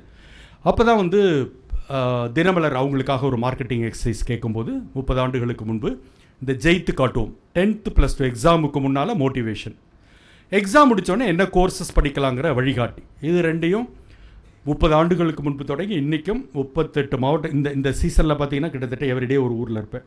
38 மாவட்டங்களுக்கும் போய் எல்லாம் பெரிய ஆடியன்ஸ் இருக்கும், 10,000 15,000 அந்த மாதிரி. ஹையஸ்ட்டு நான் பேசுனது கரூர் ப்ளே கிரவுண்டில் 35,000 பேசியிருக்கேன். அது வந்து இதில் ஒரே ஒரு விஷயம் என்னன்னாக்கா, 35,000 பேசுகிறது பிரச்சனை இல்லை, 35,000 +2 கிட்ட பேசுகிறதா இருக்குல்ல சீக்கிரமான விஷயம். ஆனால் அந்த ஏஜில் பார்த்தீங்கன்னா அந்த ஹேண்டில் பண்ணுறது ரொம்ப கஷ்டம். ஏன்னா எல்லா இடத்துலையும் இந்த +2 க்ரௌடில் நான் பேசும்போது பொண்ணுங்க ஆணி அடித்த மாதிரி இப்போ அவங்க உட்காந்துருக்கோம். பையன் இங்கேருந்து ஒரு வாட்டர் பாட்டிலை தூக்கி அங்கே விசிறுவான், அங்கேருந்து இங்கே ராக்கெட் விடுவான். இதெல்லாம் தாண்டி கிண்டி அதை அமைதிப்படுத்தி நல்வழிப்படுத்தி பேசுகிறது. ஸோ அதை தொடர்ச்சி எனக்கு ஒரு பிடிச்ச விஷயம். அப்போ நான் ஒரு கொள்கை முடிவு எடுத்துக்கிட்டேன், என்னுடைய டிவி பிரபலத்தை கல்வி தவிர வேறு எதுக்கும் பயன்படுத்தக்கூடாது. வேறு எந்த நிகழ்ச்சிக்கும் கடை திறந்து வைக்கிறதுக்கு போக மாட்டேன், அழகி போட்டிக்கு ஜட்ஜாக போக மாட்டேன். ஸோ இது மட்டும்தான் அப்படிங்கிறது ஒரு கொள்கையாக எடுத்துகிட்டு, காரணம் நம்ம ஒரு விவசாய குடும்பத்திலேருந்து வந்தோம், இந்த லெவலுக்கு எல்லா பிள்ளைகளும் இதே மாதிரி வரணும், அதான் வேறு ஒன்றும் கிடையாது. ஸோ இதை வந்து ஒரு 30 ஆண்டுகளாக இதே ஒரு சர்வீஸாக. அப்போ இந்த ஸ்டூடெண்ட்ஸ், இந்த +2 ஸ்டூடெண்ட்ஸ் எல்லாம் என்ன பண்ணுவாங்க, நாளைக்கு ஒரு engineering, arts and science, medical எங்கேயோ போவாங்க இல்லையா, அங்கே போய் பிரின்சிபால்கிட்ட சொல்லுவாங்க, சார் அந்த அண்ணனை கூப்பிட்டா அவர் சூப்பராக பேசுவார் அப்படின்னு சொல்லிட்டு. அப்படியே அந்த காலேஜஸ் உள்ளார பெனட்ரேட் ஆகி அங்கே ஒரு ஆனுவல் டே, ப்ரீ பிளேஸ்மெண்ட் டேக்கு, இந்த மாதிரி விஷயங்களுக்காக போயிட்டு இதை தொடர்ச்சியாக இன்றைக்கும் பண்ணிகிட்ருக்கேன். இது இந்த ஒரே ஒரு நம்பர் தான், இதை மேடையிலே கொடுத்துட்டு வந்துடுவேன் 10,000 பேர் நடுவில். ஸோ விடிய காத்தால் 5 மணிலேருந்து எழுப்புவாங்க. ஏன்னா வில்லேஜ் எல்லாம் சீக்கிரம் எழுந்திரிச்சிருவாங்க, உங்களுக்கு தெரியும், கிராமப்புறத்துலேருந்து வரவங்களுக்கு 5 மணிக்கு எடுத்துகிட்டு ஃபோன் எடுத்துகிட்டு, அப்புறங்க இந்த படிப்பு யார் என்னான்னு கூட சொல்ல மாட்டாங்க அப்படின்னு ஆரம்பிப்பாங்க. நான் பொறுமையாக அதுக்கு எல்லாம் பதில், நம்ம அந்த பின்னணியிலேருந்து தானே வரோம், அதனால் நம்ம அது பொறுமையாக அந்த பதிலாக சொல்லிவிட்டு ராத்திரி 11:30க்கு தூக்கம் வராதவங்க எழுப்பிவிடுவாங்க, எல்லா கால்ஸையும் பண்ணி. பிகாஸ் அது ஐ என்ஜாய் தட். எனக்கு வந்து நாலேஜ் ஷேர் பண்ணிக்கிறத தாண்டி வேறு உலகத்தில் என்ன இருக்குது, நம்ம வந்தால் எல்லோரும் வரணும். ஸோ அதை வந்து இன்றும் வந்து ஒரு விரும்பிய எக்ஸசைஸாக தொடர்ச்சியாக பண்ணிகிட்ருக்கேன். ஸோ ஒரு கடைசியாக ஒரே ஒரு 2-3 மினிட்ஸ் அதை பேசிட்ட பிறகு நீங்கள் you can ask anything, I will answer. என்ன அப்படின்னாக்கா, இது சென்சிட்டிவ்ங்கிறதால நான் எல்லா இடத்துலையும் முடிஞ்ச வரைக்கும் இந்த டாப்பிக்கை பேசாமல் நான் விடுறதில்ல. என்ன அப்படின்னு கேட்டால், இந்த வயசை ஹேண்டில் பண்ணுற உங்களுடைய பக்குவம், சரியா, இந்த கல்லூரி காலகட்டத்தில் உங்கள் வயசை ஹேண்டில் பண்ண வேண்டிய இந்த பக்குவம். ஸோ என்னுடைய வேண்டுகோள், கொஞ்சம் காதலை ஒத்தி வைக்கிறதுக்கு நேரம் இருக்குது, அதுக்கு இன்னும் எனஃப் டைம் இருக்குது. இது அதுக்கான காலம் இல்லை நமக்கு வந்து. பட் பயாலஜிக்கலாக நம்ம உடம்பு இப்போ நம்மளை சும்மா இருக்க விடாது. அது வந்து இன்ஃபேச்சுவேஷன், இந்த காலகட்டம்ங்கிறது இன்ஃபேச்சுவேஷன். இது வந்து ஒரு விடலை பருவம், 2 கட்டம் வயசு, ரசாயன மாற்றங்கள் நடக்கிற வயசு. காரணம் என்னென்னா, இன்றைக்கி உங்கள் அனுபவத்திலே நிறைய பார்த்துருப்பீங்க, இந்த டைவர்ஸ் ப்ரொப்போர்ஷன் இன்றைக்கி ரொம்ப அதிகமாக இருக்குது. அது யங்ஸ்டர்ஸ் மத்தியில் பார்த்தீங்கன்னா இப்போ தான் ஆச்சு, 2 மாதத்தில் அது, 4 மாதத்தில் அது, இந்த ப்ரொப்போர்ஷன் ரொம்ப அதிகமாக இருக்குது. காரணம் அதுக்கு வந்து என்னென்னா, என்னுடைய வாழ்க்கை துணையை தேர்ந்தெடுக்க பக்குவம் இல்லாத வயதில் நான் தேர்ந்தெடுத்ததால் வந்த பிரச்சனை, சரியா. இப்போ இருக்கிறது இந்த ஒரு யூஜி காலகட்டத்தில் இருக்கிறதுங்கிறது முடிந்த வரைக்கும் பார்த்தீங்கன்னா தோற்றம் சார்ந்தது, சரியா. +2 படிக்கும்போது அந்த கிளாஸில் இருந்த பொண்ணு தான் உலகளகி. யூஜி வரும்போது 100 ஸ்கூல்லேருந்து வந்தாங்க, இப்போ வேறு உலகளகி. யூஜி முடிச்சுட்டு ஆர்கனைசேஷன் போது 100 காலேஜிலேருந்து வந்திருக்காங்க, இது வேறு உலகளகி. இது நிலையாமை, சரியா. அப்போ இந்த பருவங்கிறது ஒரு முடிவெடுக்க தெரியாத இன்ஃபேச்சுவேஷன். சரியா? எது நம்ம காதல் நினச்சிக்கிட்டு இருக்கோமோ அது காதல் இல்லைங்கிறது தெரியாத பருவம். அதுக்கு இன்னும் டைம் இருக்குது, கணிசமான டைம் இருக்குது. வெயிட் பண்ணலாம். நம்மளோட படிப்பை முடித்து தேவைப்பட்டா பிஜி, ஒரு நல்ல வேலை, அது வரைக்கும் வெயிட் பண்ணலாம். அதுக்குள்ளே யாராவது எங்கேயா ஓடி போகிறாங்களா? ஓடி போட்டு விட்டுடலாம். அது ஒன்றும் நஷ்டமே கிடையாது. ஸோ தயவு செய்து ப்ரையாரிட்டி, லைஃப்பில் ப்ரையாரிட்டி எதுங்கிறது. ஸோ நான் ஒன்று புரிஞ்சுக்க, நான் காதலுக்கு எதிரானவன் கிடையாது. பொறுப்புகளை நிறைவேற்றிட்டு, ஏன்னா நம்மளை நம்பி குடும்பத்தில் 1000 கனவுகள், அம்மா அப்பா ஏதோ நீ புரட்டி போட போகிறேன்னு நினச்சிட்டு இருக்காங்க, அக்கா தம்பி ஒவ்வொருத்தரும் உன்னை சுற்றி ஏதோ நீ செய்ய போகிற, ஏதோ செய்ய போகிறேன்னு நினச்சிட்டு இருக்கும்போது நம்ம அதுலேருந்து டீவியேட் ஆகும்போது பல நேரங்களில் நான் என்ன பார்க்குறேன்னா, இந்த யூஜி காலகட்டத்தில் நடக்கிற இன்னொரு சங்கடங்கள் என்னென்னாக்க, பொருளாதாரம் இதுக்கு விரயமாகுது. சரியா? என்னுடைய கெப்பாசிட்டியே தான், எனக்கு ஃபீஸ் கட்டுறதுக்கே சிரமமாக இருக்குது.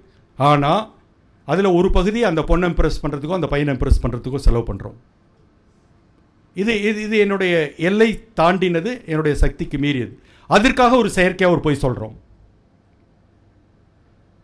அது பல நேரங்களில் இப்போ அது பாவம் இந்த பேரண்ட்ஸ் இன்னும் கொஞ்சம் விவரம் தெரியாதவங்க இருந்தாங்கன்னா இன்னும் ஈஸி. அது ஒரு காலேஜ் ஸ்டூடெண்ட் வீட்டுக்கு போனார். இப்போ போன தடவை பரீட்சை எழுதுறியா என்னாச்சு அப்படின்னு கேட்டார். 6 பேப்பர் எழுதினேன், 3 ஃபெயிலு 3 அரியர்ஸ் அப்படின்னா. அதான் 6 அரியர்ஸுங்கிறது அப்படி சொல்கிறேன், வேறு ஒன்றுமே இல்லை. அவங்களுக்கு அந்த பாஸ் அந்த அந்த ஃப்ளோவில் சொல்லும்போது 3 பாஸ் மாதிரி தெரியும். புரியுதா? அல்லது அரியர்ஸ்னால் என்னென்னு அவங்களுக்கு புரியாது. 2 இருக்குது, 2ல் 1 இல்லை, அந்த மாதிரி. ஸோ இது வந்து பல நேரங்களில் பணம் கேட்குறதுக்கு கூட இந்த மாதிரி வாய்ப்பை பயன்படுத்திட்டு, ஸோ இது அதற்கான காலகட்டம் கிடையாது. காரணம் என்னென்னா, நமக்கு திரைப்பட இன்ஃப்ளூயன்ஸ். சரியா? அது வேறு, நமக்கு நிஜம்ங்கிறது வேறு.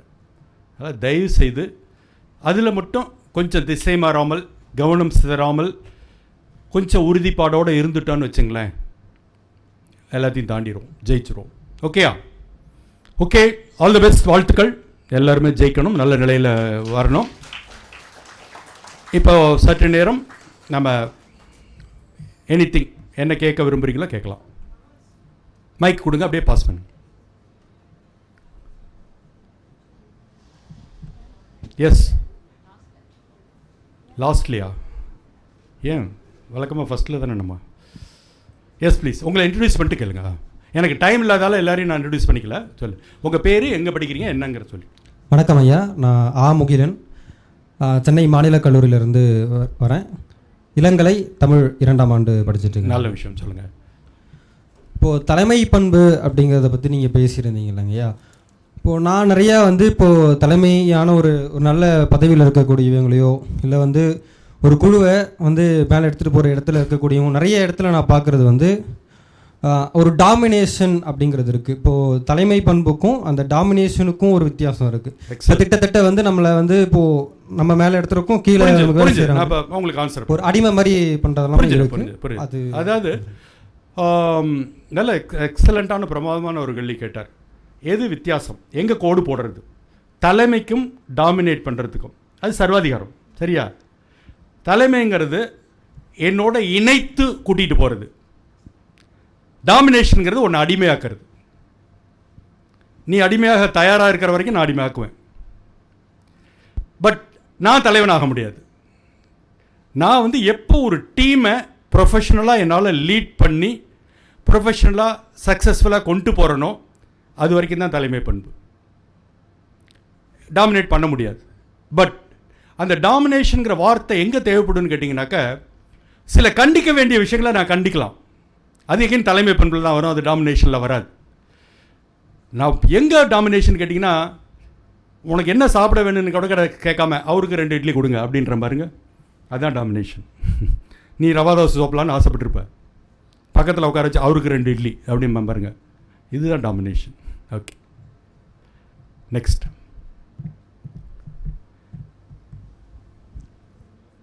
Good evening, sir. Thank you for your presence and to make our time really useful, sir. You can introduce yourself. Sir, I am Dinesh. I am from Presidency College. I am with my BA Tamil Literature degree and I pursue to do MBA. Great. So இப்போ வந்து TANCET gate exams பற்றி நீங்கள் சொன்னீங்க. இந்த எக்ஸாமினேஷனோட ப்ரிப்பரேஷனுக்கு தனிப்பட்ட ஏதாவது notes இல்லை guides பற்றி ஏதாவது நீங்கள் ப்ரிஃபர் பண்ண விரும்புறீங்களா? இருக்குது. அதாவது பெரும்பாலும் இதுக்கு கோச்சிங் சென்டர்லாம் இருக்குது. பட் எனக்கு கோச்சிங் வரைக்கும் நான் ரெக்கமெண்ட் பண்ண மாட்டேன். இதனோட பேட்டர்ன் எல்லாமே அடிப்படை பார்த்தீங்கன்னா GMAT. இந்த GMATங்கிறது வெளிநாட்டில் MBA படிக்கிறதுக்கான ஒரு நுழைவுத் தேர்வு. இந்த GMATக்கு வந்து கைடு விற்கிது. இந்த கைடில் பார்த்தீங்கன்னா ஒரு 4-5 செக்ஷன் இருக்கும். Logical reasoning, verbal communication, quantitative techniques, இது மாதிரி 5 செக்ஷன் இருக்கும்.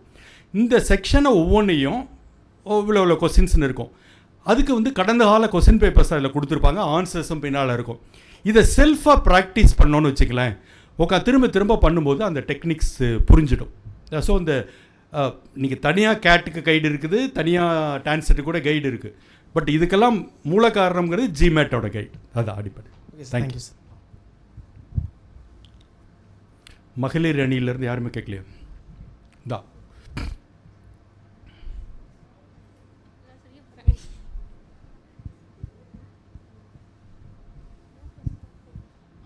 சொல்லுங்கள். உங்கள் பேர் உங்களுக்கு தான் தெரியும், அவங்ககிட்ட கேட்கக்கூடாது.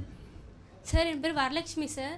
பாரதி உமன்ஸ் காலேஜ்லேருந்து வந்திருக்கோம். இப்போ ஓகே, ஒரு நீ முடிக்கிறதுக்குள்ள ஒரு ரகசியம் சொல்லிடவா? சரிங்க சார். என் பொண்டாட்டி அந்த காலேஜ் தான். ஓகே. இப்போ பயங்கர முரட்டு கட்டிடங்கள்லாம் கட்டியிருக்காங்க, பார்த்தேன், இப்போ தான் பார்த்தேன் நான். Okay fine. இப்போ மும்மொழி வந்து இப்போ ரீசெண்ட் டேஸில் எதிர்த்துன்னு இருக்காங்க. இப்போ வந்து எதனா ஒரு ஆப்பில் போனால் கூட ஒன்று இங்கிலீஷ் இல்லை ஹிந்தி அப்படி காட்டுது, நிறைய தமிழ் காட்ட மாட்டுது. இப்போ அதை எதுக்கு எதிர்க்கிறாங்க?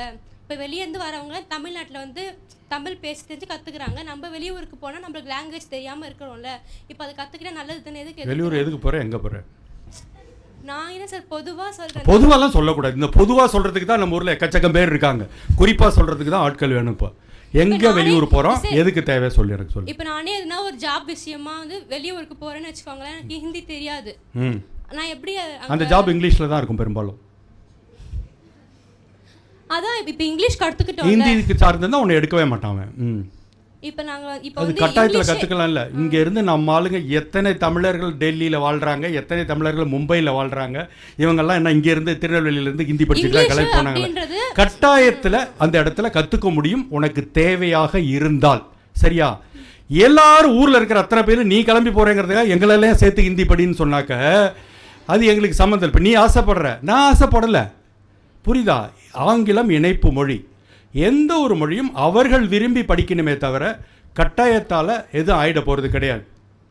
ஒன்றே ஒன்று சொல்லவா, உனக்கு வந்து அவங்களுக்கு இருக்கிற சிக்கல், நீ அங்கெல்லாம் ட்ராவல் பண்ணால் தெரியும். அவங்களுக்கு ஒரு வார்த்தை இங்கிலீஷ் தெரியாது.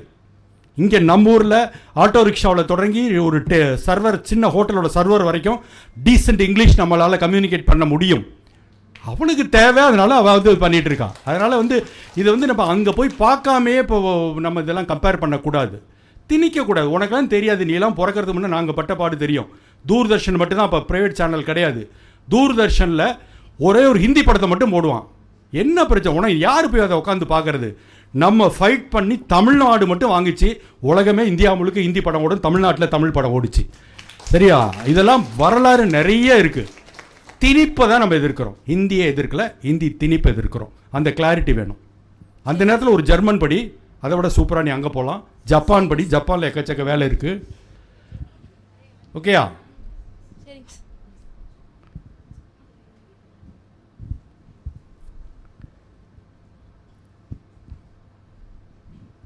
Sir.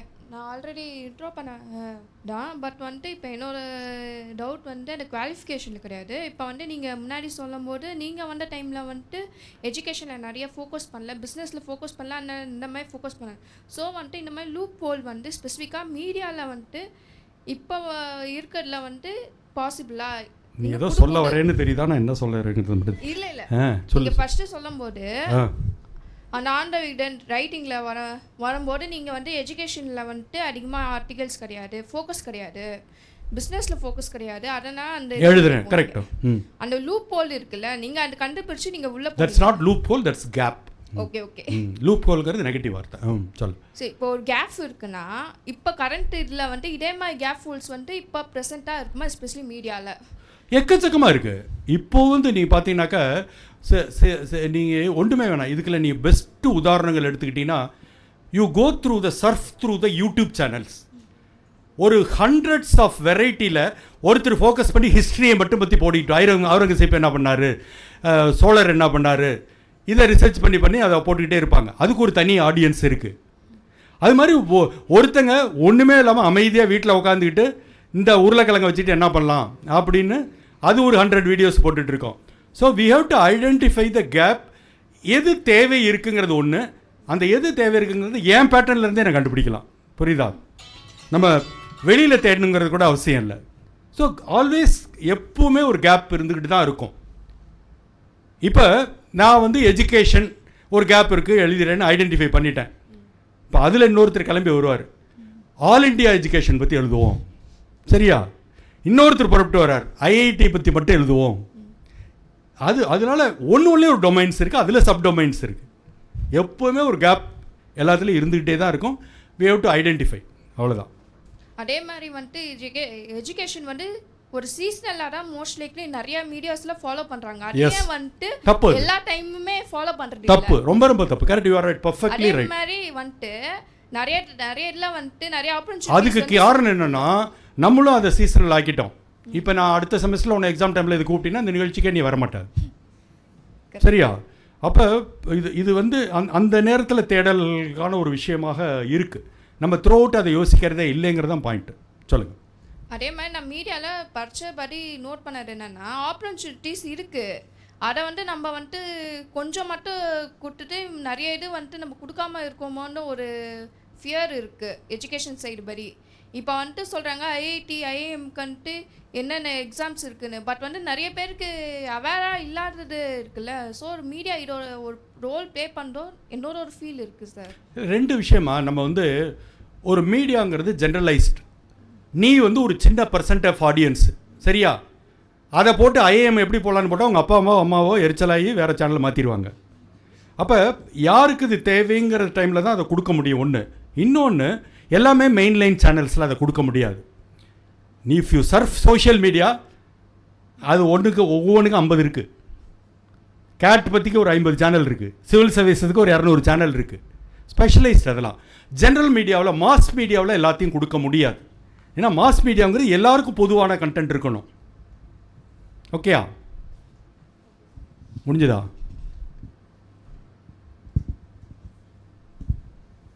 Good afternoon sir. Kishore Kumar, அம்பத்தூர்லேருந்து வரேன். ஏன் சார் ஸ்டார்ட் அப் வந்து 5 இயர்ஸில் எல்லா ஸ்டார்ட் அப்பும் வந்து ஃபெயில் ஆகுது? பெரிய திட்டமிடல் அதுதான்.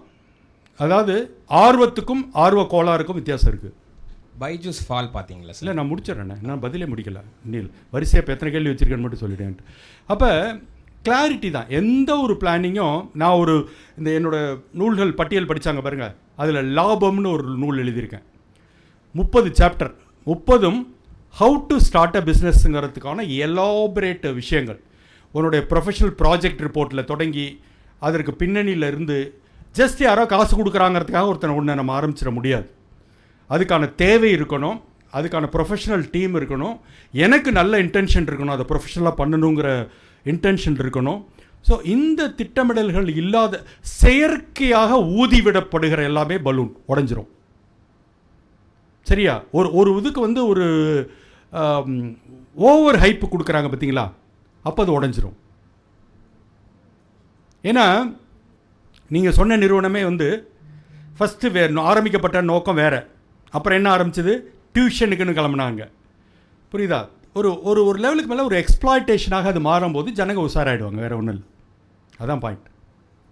அவ்வளோ பெரிய ஐஏஎம்மில் படிச்சுட்டு அவரே வந்து அவ்வளோ தள்ளாடமுன்னு அந்த நிறுவனத்தை இது பண்ணுற போது அதில் வந்து நிறைய ஸ்கேம்லாம் நடந்திருக்கு. அந்த எம்ப்ளாயிஸே பண்ணியிருக்காங்க சார். அது வந்து அவர் 2 விஷயம் தம்பி. இதை வந்து நம்ம ஐஏஎம்மை ஜென்ரலைஸ் பண்ண வேண்டியதில்லை. எந்த ஒரு பின்னணியிலிருந்தும் ஒரு சின்ன சதவீதம் எப்படி இருக்கும், பெரிய சதவீதம் இப்படியே இருக்கும். ஸோ அது வந்து இந்த நிறுவனத்துக்கு அது சம்மந்தம் இல்லை. அங்கே எதுவும் வந்து எப்படி ஊரை ஏமாற்றலாம்லாம் எந்த கோர்ஸுமே கிடையாது, எந்த பேப்பரும் கிடையாது கடைசி வரைக்கும். ஸோ அது வந்து அது அது அந்த அந்த தனி மனிதர் சார்ந்தது. சரியா? கிரைமுக்கு எங்கேயும் கோர்ஸ் இல்லை. சொல்லு.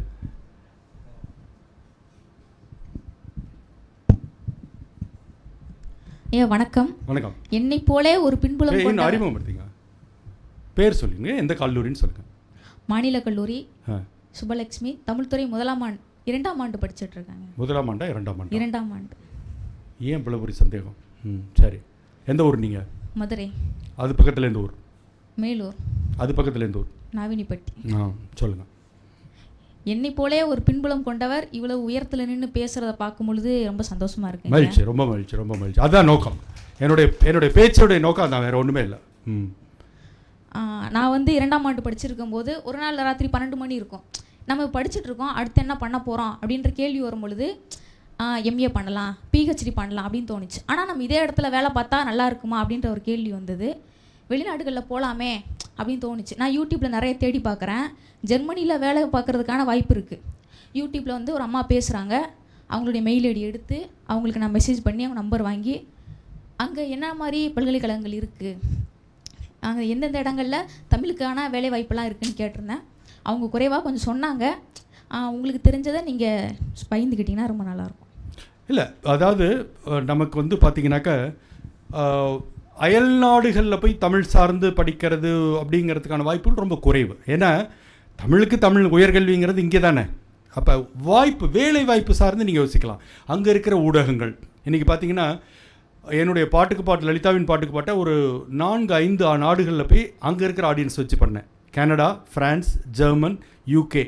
இங்கே போயிட்டு அங்கே இருக்கிற தமிழர்களை பார்ட்டிசிபெண்ட்டாக வச்சு அங்கே இருக்கிற தமிழ் ஆர்கெஸ்ட்ராவை வச்சு இந்த நிகழ்ச்சியை நடத்தினோம். அப்போ இந்த இடங்கள்ல எல்லாமே பார்த்திங்கனாக்கா சைஸபிள் நம்பர் ஆஃப் இலங்கை தமிழர்களோட பாப்புலேஷன் பெரிய அளவில் இருக்குது. ஒரு டொரண்டோவில் மட்டும் ஒரு 3 லட்சம் பேர் இருப்பாங்க பார்த்திங்கன்னா.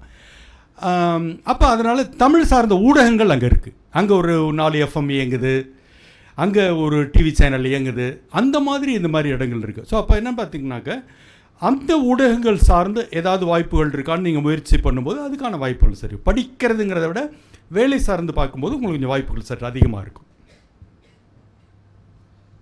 மைசெல்ஃப் வின்சன் சார், பெடிஷன் college arts and science BCom முடிச்சிருக்கேன். எனக்கு வந்து ஒரு கோட் ஒன்று ஆக்சுவலி சின்ன வயசுலேருந்து நான் கேட்ட ஒரு கோட் தான். ஒரு ஃபாலோவராக இருந்தால் ஒரு லீடராக இருக்க முடியாதுன்னு அந்த கோட்டை நான் கேட்டிருக்கேன். அது ஏன் வந்து ஆக்சுவலி அது அப்படி சொல்கிறாங்க? அது என்ன நோக்கத்துக்காக சொல்லப்பட்டதுங்கிற இந்த கான்டெக்ஸ்ட் எனக்கு புரியல, பார்த்தனா தான் தெரியும். பட் வந்து தொடக்கம் ஃபாலோவர் தானே, அப்புறம் தான் லீடர் ஆக முடியும். தொடக்கம் ஃபாலோவர் தான், எல்லா விஷயங்கள்லையும் தொடக்கம் ஃபாலோவர் தான். அப்புறம் தான் ஓகே அவங்கள மாதிரி அவர் தான், அவங்கள தாண்டி அவர் தாங்கிறதுங்கிற அடுத்தடுத்த லெவல் பரிமாண வளர்ச்சி தான் அது. இது எப்படின்னு கேட்டிங்கன்னா, கிட்டத்தட்ட ஒரு நல்ல லிசனர் தான் நல்ல ஸ்பீக்கர் ஆக முடியும். அந்த மாதிரி தான் கிட்டத்தட்ட. Good evening sir. So myself Yogashni and நான் எஸ்கேபிசி காலேஜ் இப்போ தான் முடிச்சிருக்கேன். ஸோ வந்துட்டு 3 வருஷமாக அது ப்ரைவேட் காலேஜ், கிட்டத்தட்ட நல்லா லம்பாவும் வாங்கிக்கிட்டாங்க, நான் ஓப்பனாக சொல்வேன். சரி, அங்கெல்லாம் போக வேண்டாம், நம்ம விஷயத்துக்கு வருவோம். அவங்கள கேட்டால் அப்புறம் உங்களை பற்றி ஏதாவது சொல்லுவாங்க, அதெல்லாம் என்னத்துக்கு நமக்கு விஷயத்துக்கு வாங்க. ஃபர்ஸ்ட் இயரில் வந்துட்டு NPTEL கோர்ஸ் வந்துட்டு சென்ட்ரல் கவர்மெண்ட்லேருந்து RE எம்ப்ளாய்மெண்ட்ஸ் ஸ்கில்ஸ் வந்துட்டு பண்ணுறோம் அப்படின்னு சொல்லிட்டு பண்ண வச்சாங்க. செகண்ட் இயரில் இங்கிலீஷ் கோர்ஸ் அப்படின்னு சொல்லிட்டு பண்ண வச்சாங்க. தேர்ட் இயரில் ஏதோ நல்லது தானே, ஏன் பண்ண வச்சாங்க? என்னமோ உங்களை பனிஷ்மெண்ட் கொடுத்த மாதிரியே இதை வந்து ஏன் சொல்லணும்? வந்து நல்ல கோர்ஸ், நல்லா படிக்க வச்சாங்க. இல்லை சார், பண்ணலன்னு சொல்ல வரல, பெனிஃபிட் ஆனோம். பட் வந்துட்டு எப்படி சொல்கிறது, இங்கிலீஷ் முக்கியம்னு சொன்னாங்களே தவிர யாருமே ஒரு கம்பெனியில் போய் நான் வேலை செய்கிறதுக்கு எனக்கு ஸ்கில் தேவைன்னு யாருமே எனக்கு சொல்லலை. ஏன் அதை சொல்ல மாட்டுறாங்க? ஒரு மீடியா சேனலே நம்ம நியூஸ்லேயே பார்த்தா கூட ஒரு 12th முடிச்சிட்டிங்களா, இந்த காலேஜ் போங்க, இவ்வளோ இது பண்ணுங்க அப்படின்னு சொல்லிட்டு நிறைய ஏஜென்சிஸ் வந்து பேசுகிறாங்க. நம்ம வந்துட்டு ஒரு 3 இயர்ஸ் காலேஜ் முடிக்கிறோம், எவ்வளோ ஃபீஸ் கட்டியிருப்போம், இல்லை ஏதோ ஒன்று பண்ணியிருப்போம். ஆனால் இந்த ஸ்கில் தேவைமா, இந்த ஸ்கில் படி, இங்கிலீஷ் மட்டும் முக்கியம் இல்லை, ஸ்கில் இருக்குது, அது தாண்டி இருக்குன்னு சொல்கிறதுக்கு எங்களுக்கு யாருமே இல்லை. ஏன் அந்த அப்படிலாம் இதில் ஜென்ரலைஸ் பண்ண முடியாது. இன்ஃபேக்ட் இன்றைக்கி வந்து நிறைய காலேஜஸில் சாஃப்ட் ஸ்கில் ட்ரைனர்ஸுக்கு காசு கொடுத்து காலேஜோட செலவில் சாஃப்ட் ஸ்கில் ட்ரைனிங் ப்ரோக்ராம்ஸ் நடத்துகிறாங்க. ஸோ அது இல்லைன்னு சொல்ல முடியாது. ஒன்று. இன்னொன்று வந்து எல்லாத்தையும் காலேஜே செய்யணும்னு நான் எதிர்பார்க்க வேண்டிய அவசியம் இல்லை. காலேஜ் பாடத்தை நடத்துது, பட்டம் கொடுக்குது. ஸ்கில்ஸை என்னால் வளர்த்துக்க முடியும். நான் இனிஷியேட்டிவ் எடுக்கணும், நான் அக்கறை எடுக்கணும். நான் இனிஷியேட்டிவ் எடுக்கணும் சார், பட் அதுக்கு எனக்கு அவேர்னஸ் இருக்கணும்ல. இந்த ஸ்கில் படிச்சா அது கூட இல்லைன்னா நான் என்ன பண்ண முடியும்? அப்புறம் இருக்கு சார், நான் இல்லைன்னு சொல்ல வரல. இப்போ இது வந்துட்டு ட்ரெண்ட்ல இருக்குமா, இதை படி உனக்கு வேலை கண்டிப்பா கிடைக்கும், ஏன் சொல்ல மாட்டாங்க? ஏன் சொன்னா நீ அடுத்த நாள் கேட்ப, முடிச்சுட்டு வேலை கிடைச்சிருக்காது, அப்புறம் வந்து நீ தானே சொன்னேன்னு கேட்ப. அதனால சார் சொல்றதே இல்ல. அது மாதிரி எதையுமே ஒரு ஸ்பெசிஃபிக்காக கான்க்ரீட் பண்ண முடியாதுமா. இதை முடிச்சா உனக்கு இது கிடைச்சிடும், இது முடிச்சா இது பண்ணிட முடியுன்ற மாதிரி அப்படிலாம் எதுவுமே உத்தரவாதம் கொடுக்க முடியாது. நீ அதை முடிக்கிறதுக்குள்ளே இன்னொன்று புதுசு வந்திருக்கும். சரியா? ஸ்கில்ஸ் வேற, நீ சொல்கிறது அடிஷ்னல் குவாலிஃபிகேஷன், ரெண்டு வெவ்வேறு. ஸ்கில் செட்டுங்கிறது வேறு. ஸ்கில் செட்டுங்கிறது ஒரு என்னோட ஆளுமை, என்னுடைய பர்சனாலிட்டி, என்னுடைய பேச தெரியறது, இதெல்லாம் தான் ஸ்கில்ஸு. நீ சொல்கிறது என்னென்னா அடிஷ்னல் கோர்சஸ். காலையில் நெடுஞ்செழியன் சார் சொல்லியிருப்பார், பெரிய பட்டியல் சொல்லியிருப்பார், எதெல்லாம் படிக்கலாம், எதெல்லாம் ஆன்லைன் அவைலபிள், எது ஃப்ரீயாக அவைலபிள். அது வேறு இது வேறு. அது வந்து அடிஷ்னல் குவாலிஃபிகேஷன். அதுக்கும் ஸ்கில்ஸுக்கும் வித்தியாசம் இருக்குது. அவேர்னஸ் நானும் ஏற்படுத்திக்கணும். எல்லாமே எனக்கு வந்து ஃபீட் பண்ணணும்னு அவசியம் கிடையாது. இல்லை சார், நாங்கள் வந்துட்டு பர்சனலாக இப்போ ஃபைனல் இயர் முடிச்சிட்ட பிறகு நிறைய கோர்சஸ் போயிட்டு கோர்ஸலாலையோ இல்லை நிறைய பிளாட்ஃபார்ம்ஸில் போயிட்டு பார்க்குறோம். அதை நீ ஃபர்ஸ்ட் இயர்லேயே பார்த்துருக்கணும், வேற ஒன்றும் இல்லை. இல்லை சார், அது சுத்தமாக எல்லாத்துக்கும் இல்லை சார்னா அப்புறம் நான் என்ன தான் சொல்கிறது? சுத்தமாக தெரியல சார். எந்த ஸ்டாஃப் தெரிஞ்சுக்கணும். தெரியல தெரிஞ்சுக்கணும். நம்ம ஸ்டாஃபை கேட்டிருந்தா கூட நம்ம ஸ்டாஃபை கூட சொல்லியிருந்திருப்பாங்க, நம்ம கேட்கல. ஏன்னா அவங்களுக்கு தெரியாதுன்னு நம்ம நினச்சிக்கிட்டோம். கேட்டோம் சார், கேட்டோம். சரி, இங்கிலீஷ் மட்டும்தான் முக்கியம்னு சொன்னாங்க. இப்போ இங்கிலீஷில் நல்லா பேசுவீங்களா? நல்லா பேசுறோம் இல்ல சார், ஒரு இன்டர்வியூ போய் ரைட். ஓகே, அப்போ விட்டுரும், ஆட்டத்துல இருந்து விளையாடலாம். நம்ம பேசுவோம், பேசாம இருக்க மாட்டோம். ஃபர்ஸ்ட் இயர்ல இருந்து எங்களை பேச வச்சு சாவடிச்சிட்டாங்க. பட் இந்த ஸ்கில்ல லேக் ஆகும்போது அது வந்து இதுவா இருக்கு சார். உங்களை மிகப்பெரிய அளவில் கொடுமைப்படுத்திருக்காங்க இங்கே. இதுக்கு நம்ம தீர்வு காணலாம். அடுத்து வேற ஏதாவது கேள்வி? நெக்ஸ்ட்.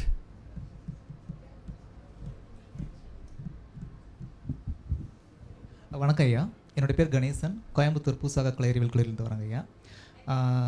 இப்போது கல்லூரி நிறுவனங்களில் பெரும்பான்மையான நீங்கள் என்ன படிக்கிறீங்க ஆக்சுவலாக? ஐயா நான் தமிழ் பிஹெச்டி பண்ணிகிட்டு இருக்கேங்க ஐயா.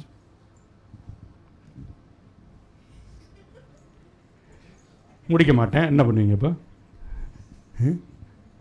லைப்ரரியில் வெளியே போக சொல்கிறாங்களா?